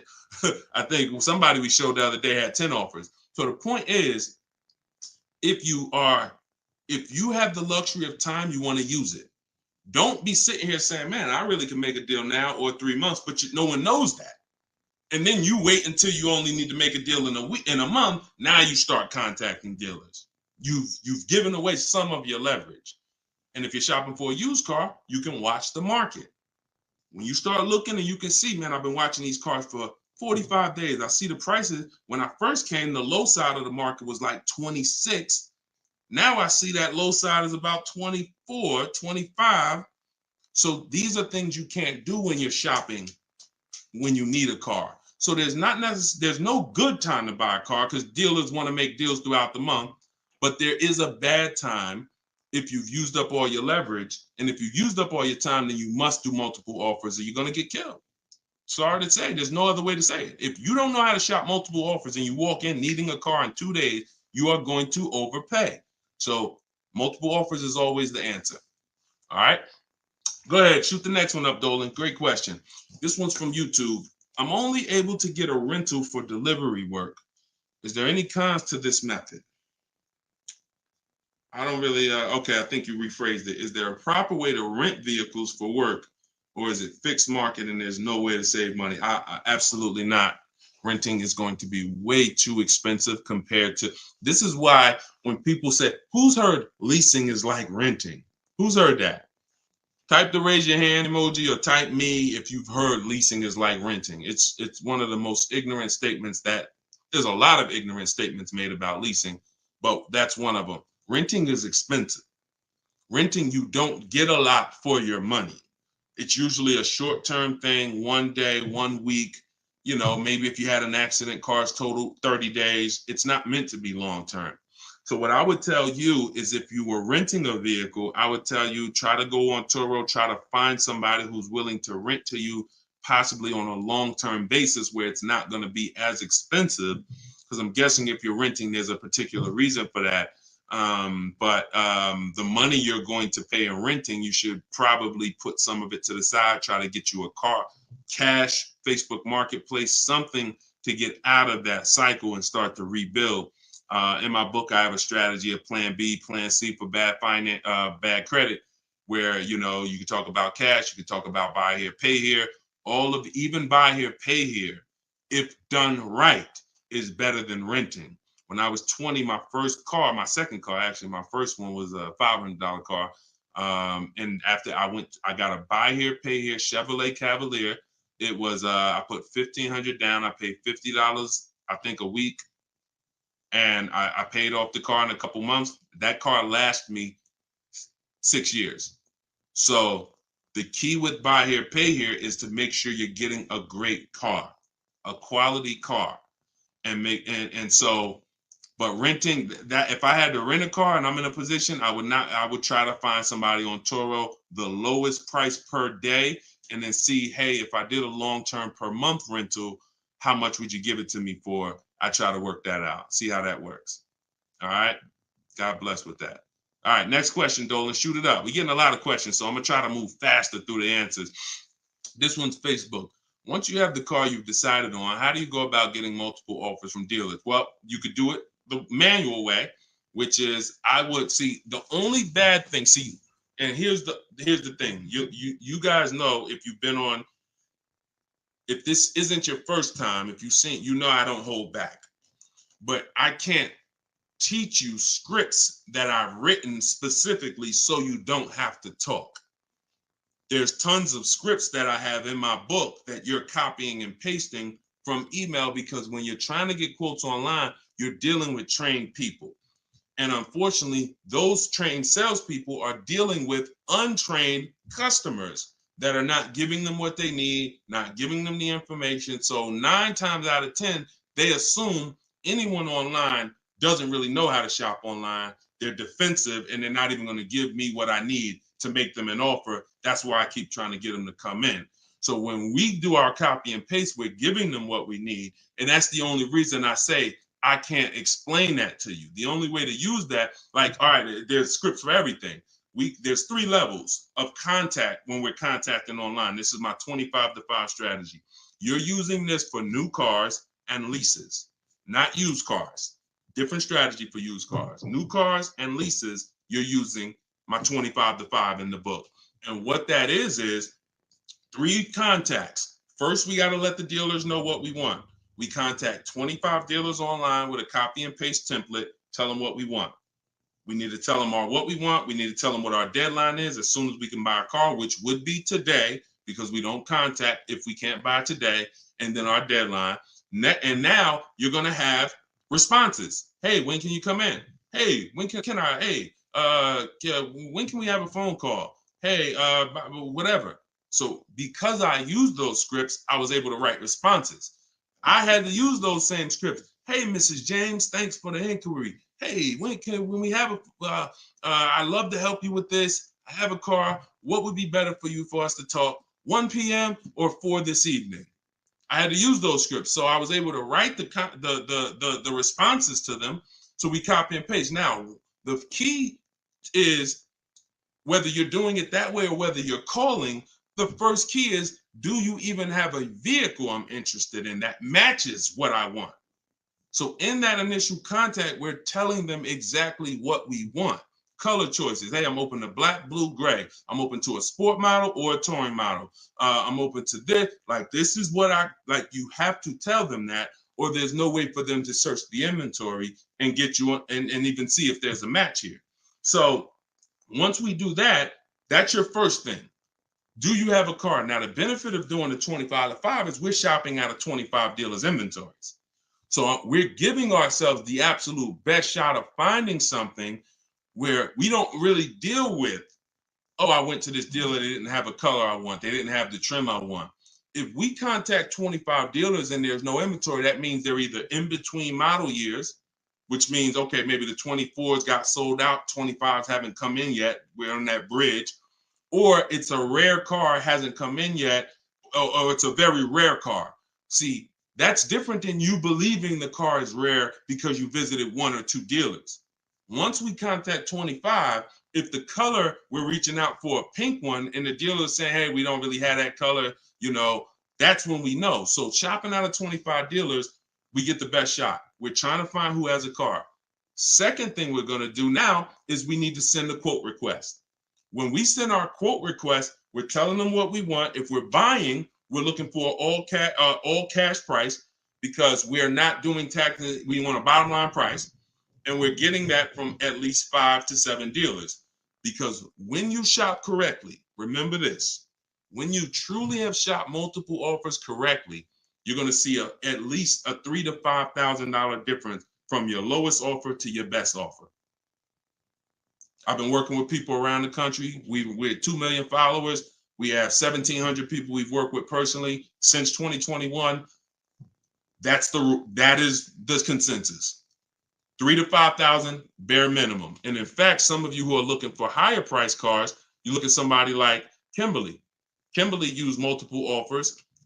Her Maserati she was shopping for, she picked it up a little while ago, $86,961 vehicle. They offered it to her for $66,261. Deshone, that sounds crazy. She saved 20 grand. Actually, 20,700 on that offer. So now you never can pick. You don't know where the bottom is. She didn't go in saying, if I can't save 20 grand, I'm not getting it. That's not how we go in. We go in, we do multiple offers, and we let the bottom reveal itself. We don't choose the bottom. All right. So once we do that, we're getting our quotes, and there's going to be a lot of people who try to stop that. Hey, we only do business in person. When can you come in? So you need scripts to respond to all that if you're going to do it fast and shop like we shop, 60 minutes, 90 minutes. But if you're going to do it manually, then you can call sales. You can ask for sales managers and try to get them that way. But do not make a decision before you see at least 5 offers. 5 to 7 offers. Nobody who's listening to me will ever buy a car without seeing 5 to 7 offers, new cars and leases. Never. Too much money at stake.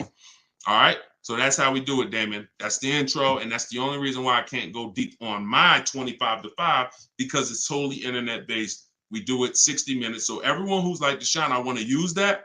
It's in my new digital book, Car Shopping for People That Hate Car Shopping. You can download it in my TikTok bio. You get it for 75% off as part of our launch. And it'll be in your inbox in 5 minutes. Same thing with Instagram. Go to my Instagram bio. You got 30 minutes before it goes back up to $97. Get your 75% off. And I'll post a link. Cue the next question up, Dolan. I'll post a link again for you guys here on YouTube and Facebook. Here's the emergency link. All right. This one's from Facebook. We got another question from Facebook. Hey, I'm in the USA, originally from Canada, and no credit in the USA as yet. Should I buy a used car with cash or a new one? What I'm afraid they'll give me a high rate. What do you think best option? Hey, if you got the ability to buy a used car cash, that's what I do. I'd get a great car, spend as little as possible on it, Facebook Marketplace, because I'm not looking, if I can, to go into a high interest loan when I can get me a car and then I can build my credit. I want you to follow Haley, somebody named Shonda Martin. Her brand is called Road to 750 Plus.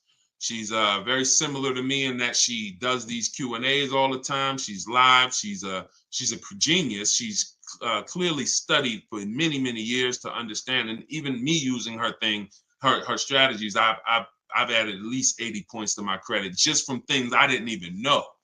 Like, and the real person who's an expert is going to show you where the blind spots are, things you didn't know. And that's what Shonda is. Some of you may follow her. She's amazing. Yeah, Cavante said, yeah, she's amazing. She is. So follow her. But yeah, I would be looking to get something inexpensive, point A to point B, little as possible. Make sure you find wherever you live, ask around who's the best mechanic in town. Ask like who does everybody know in town that, you know, fixes cars, just a good guy, good woman. And you find them and you say, look, I'm about to go pick up a car. I'm gonna buy it privately. Well, can I pay you, you know, $100 to inspect it for me? Get yourself an inexpensive car, and that'll give you the ability to be on the road. At the same time, you have the ability to have the time to invest in your credit. So when you're ready to make a power move where credit's concerned with a car, be it leasing, financing, you're good. All right. But if you go buy a car overpriced interest rate, it could really set you back. It can really set you back. It's happened to too many people. Great question. Cue the next one up, Dolan. Great questions today. YouTube, should I buy a car cash or do I get a loan? It's a great question here. A lot of great questions. This is a matter of, look, nothing that I teach is really one size fits all. That's been the problem. 8-year rule, absolutely. If you're not keeping 8 years, that is one size fits all. That's why it's called a rule. You should be leasing if you're not keeping your cars 8 years. If you're buying, you should be keeping them more than 8 years. But when it comes to the cash or loan, here's what I've experienced. And the people who pay cash or don't pay cash, this is kind of what weighs it for them. What are they doing with, what are you doing with your money? Is your money making you money? If your money is making you money, I would have people come in the dealership, clearly had the ability to pay cash, because I would ask them, you know, so how are you paying for the car?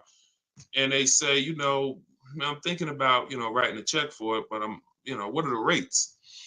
And if we had a special interest rate from the bank, like 0% or 0.99%, 1.99, 2.99 even, they'd usually take the bank's money so that their money could keep making money for them. So if that's you, and the rates are low, that's why whenever we shop for a car, you always want to check, are there any special interest rates? That's the first thing. I teach something called the bank bidding war. It's not just dealers that bid for our business. It's banks and credit unions too. So in the bank bidding war, there's 3 rounds. The first round, though, is checking if there's any special interest rates, because if there is 0.99 or 1.99, no one's beating that. Therefore, the rest of the rounds are non-applicable. So if you can use the money cheap, that's when you use the money and you let your money keep working. Now, another person, a different person, Deshone, I'm not really investing my money. You know what? I just kind of like to keep things to a minimum. I got my cash over here. Okay, then. I would still, if the money was cheap, consider it, because we could be coming into days where cash on hand becomes a little bit more important. But it's really about the cost of the money. If rates are high, 6, 7, 8%, 9%, 10%, then you want to put as much down on these cars as possible. If you're buying them, you want to put, you want to pay them off if you can, because the money is expensive. So it really depends on the cost of money.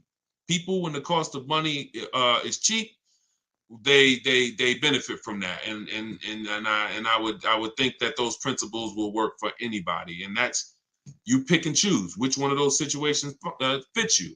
But if you check the special interest rates, that usually puts it to bed. You see 0.99, it ain't no reason. Why would I?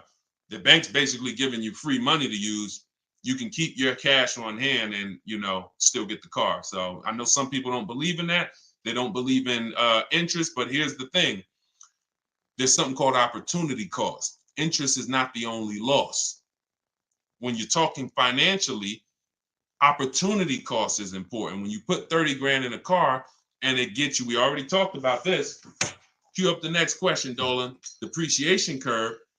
When we start talking about financially making decisions, a lot of people see, if I put 30 grand cash into this car, what is my cash worth in 6 years?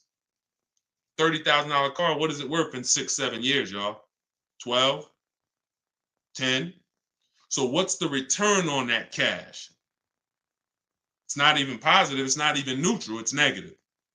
So these are all the things that is like, okay, you go over that, what I just said over the last 6, 7 minutes, and you choose what makes sense for you.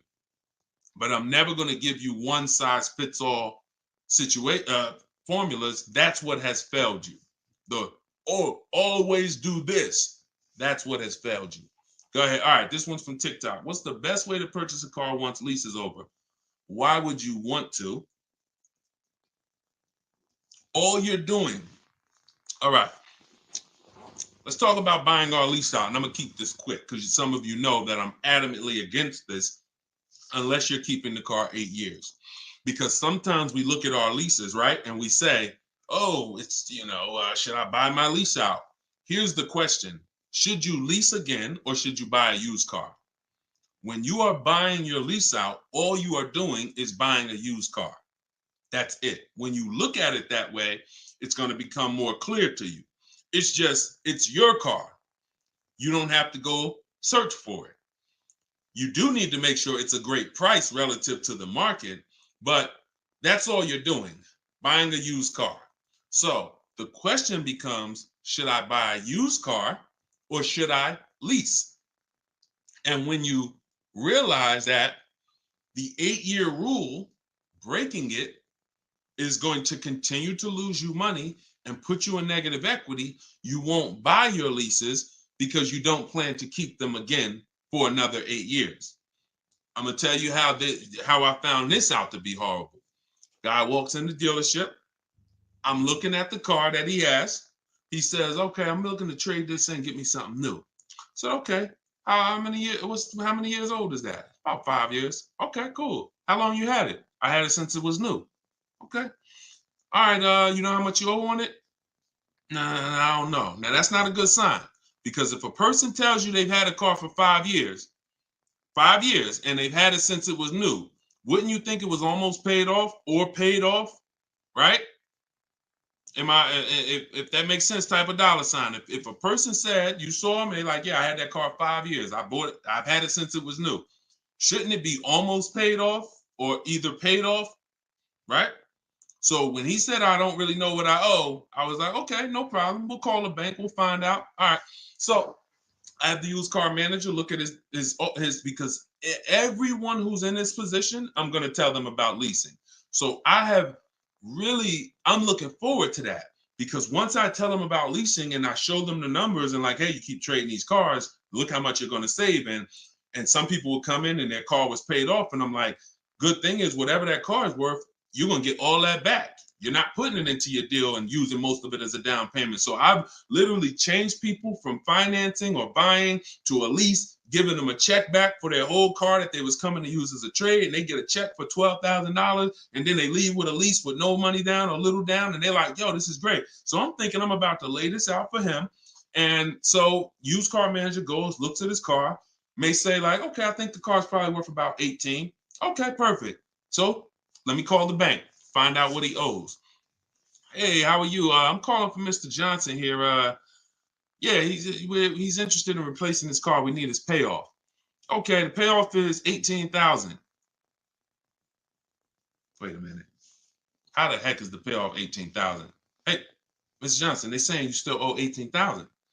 Dang, it's that much? Yeah, I didn't know it was that much. Wait, I thought you said you had the car since it was new.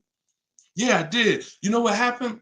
We leased it for 3 years, and then we had bought it when we bought it after the lease.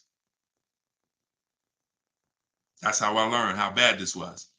So I'm like, okay, because when you buy your car off lease, most people, you're going to need a 6-year loan to have a similar payment. So if your payment was $400 and you buy the lease, you're typically going to need a 6-year loan to have around the same payment, right? So picture this, 3 years to lease it, then you get a 6-year loan. 6 plus 9 is what? 6 plus 3 is 9. Anybody on here signing up for a 9-year loan on a car? Anybody? We got a lot of people on here. Anybody on here signing up for a 9-year loan? No? Okay. Room's quiet. So we've never signed up for a 9-year loan. Look, she said, heck no. Right. We never signed up for a 9-year loan, 9 years of payments on the same car. Yet when we buy our leases, this is what's happening. So you look and say, all right, you bought your lease, you put 6-year loan, so you leased it for 3, then you paid it for another 2, that's 5. Now you're tired of it. Yo, man, I've been in this car, let me go trade it. Problem is, you still have 4 years left of payments. That's why buying the lease is horrible. One situation where it makes sense, if you're keeping it 8 years. That's it. If you're going to keep it another 8 years from the day you buy it, then potentially go ahead. Because all it is again, buying a used car. If you said to Sean, should I buy a used car or lease? How many years you keeping it? I'm keeping 8, 9. Buy the used car. Don't lease. So preaching the truth. Thank you, Kevin. I'm glad, man. And hopefully these stories will stick in your head. So when you encounter these situations, you know, when someone says to you, hell, man, I'm thinking about buying a lease, you'll never forget the story. So this has nothing to do with getting the best deals. This has everything to do with having the best deal structure. So I'm glad that clicked. Go ahead, shoot the next one up, Dolan. Oh, I see we already been on for. All right. We'll do a couple more. I'm trying to get through them as quick as possible. Y'all, if y'all like Deshone, I love to know everything you teach of how you shop for cars. Everything I teach is in a step-by-step way. In my digital book, Car Shopping for People That Hate Car Shopping, 7 Steps to Saving Time, Money, and Avoiding Dealerships.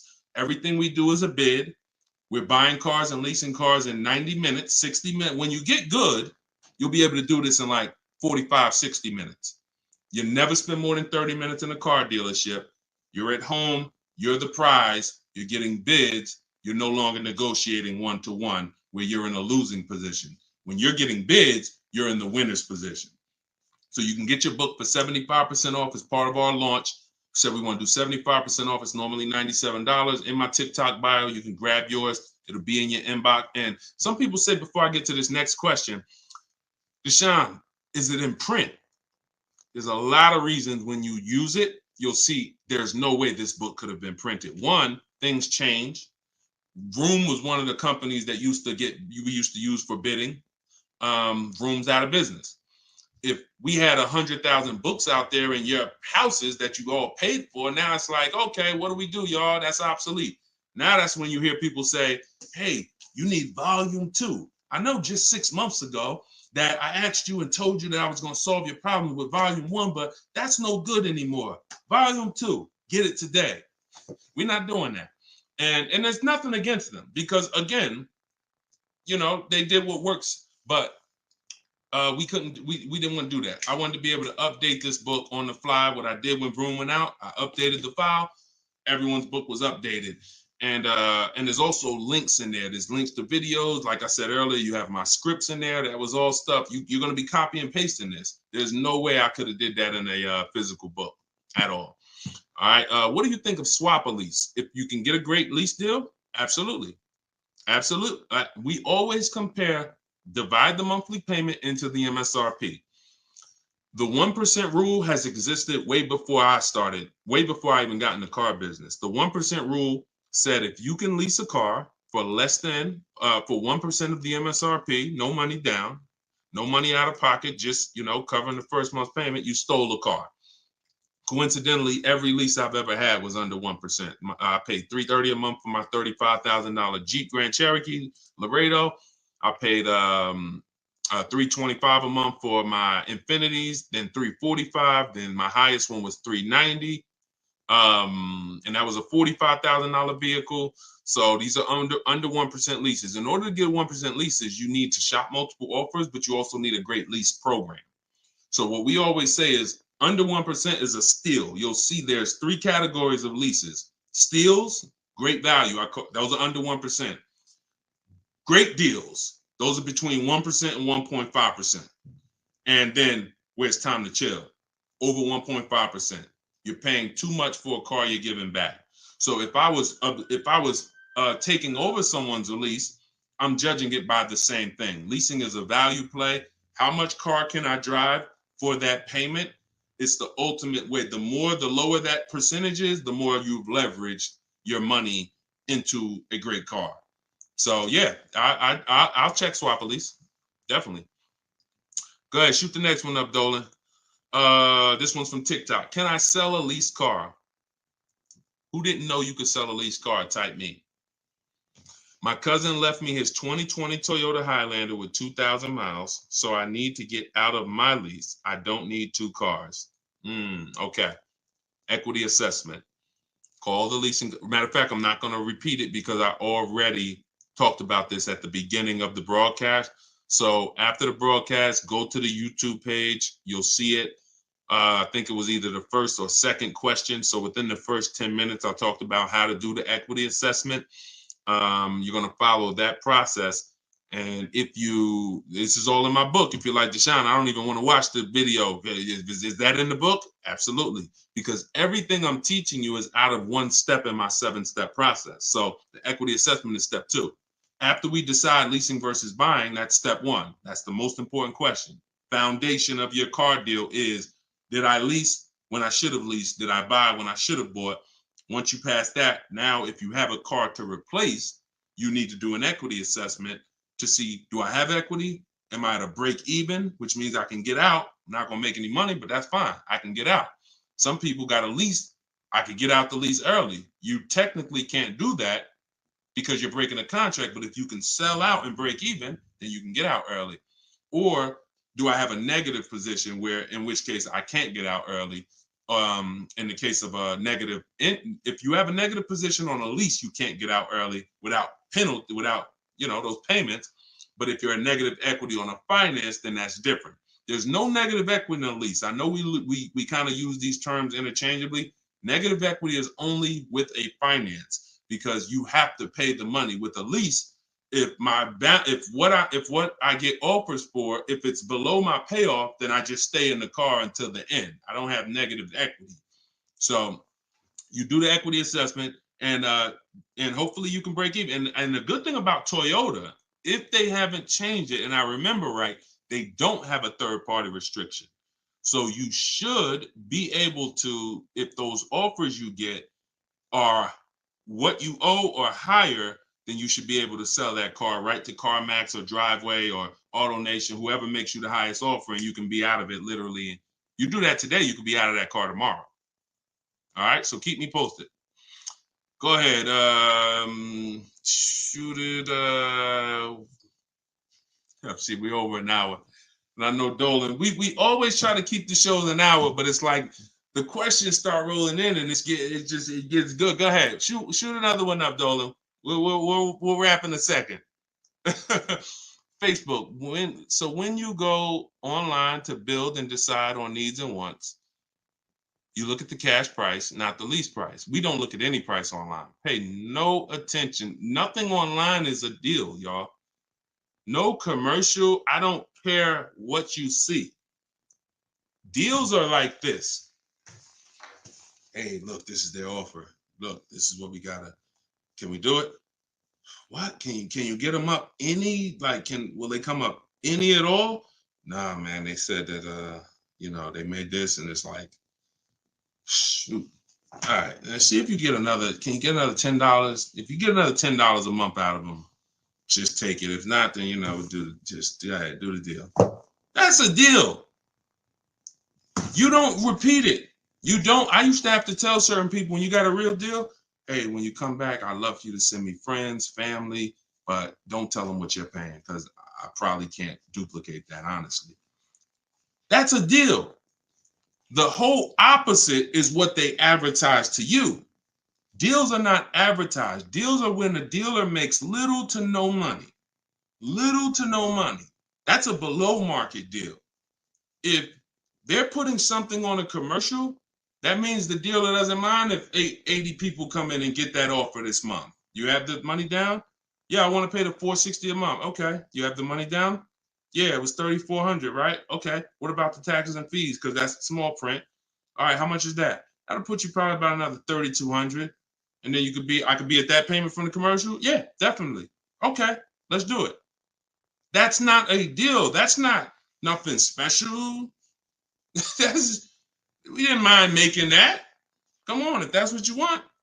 So if you want deals, you got to understand. Don't look at commercials. Don't look on the internet. Oh, this deal is advertising this. Deals are not advertised. Let that set. All this marketing that has worked on, come at the end of the month. Imagine being in a business where your customers were trained to come at the end of the month. Imagine if you had a pizza shop, a car wash, and that happened. You knew that the industry was so good at marketing that you knew the last 3 days of the month, your car wash is going to have lines around the corner. That's marketing. So dealers make deals when they're like desperate. I want to see. Nobody's here. So don't pay attention. Don't pay attention to that. Just follow the process. Oh, I see you got the book. Just follow the process. If it's not written in there, Ty, don't add to it. Don't add to it. If Deshone didn't say, go to this website and look and then write that down, don't do it. The whole purpose of why I wrote that book in that way is to take the guesswork out of it. If you find yourself like, okay, what should I do here? All right, I'm going to do this. You're probably off my path, because my path is very rigid. It's like a McDonald's system. You hear that beep, the nuggets are ready. Oh, don't change it. And then you'll get the results. We call that trusting the process. Great question. All right, y'all. We just hit an hour and 10 minutes. Y'all, I would love to do this all day. We are going to continue to do these broadcasts. Once the questions start coming in, I don't want to discount any questions. So I wish some questions I could just answer in 30 seconds. It's not possible without me just cutting it short and then you not getting the value out of it. So we try to get through as many as possible. For everyone who wants everything I teach in one place, you can get everything in my social media videos. But I think what you understand now from being on the broadcast is there's lots of different situations. So when you're moving through my social media video, you're saying, oh, he's talking about leasing here. He's talking about buying a used car here. He's talking about banks here. He's talking about high mileage here. All right, that means I got to try to piece this together myself. Same thing with the broadcast here. If you're like Deshone, I want everything in one spot, step by step. It's all in there. Leasing's in there. The high mileage paths are in there. The new car purchase paths are in there. Used car purchase paths are in there. And step 7 of my book is delivery. So you shouldn't be thinking, oh, I'm gonna read the whole book, then I'll start shopping. No, it's action guides. It's essentially a big checklist.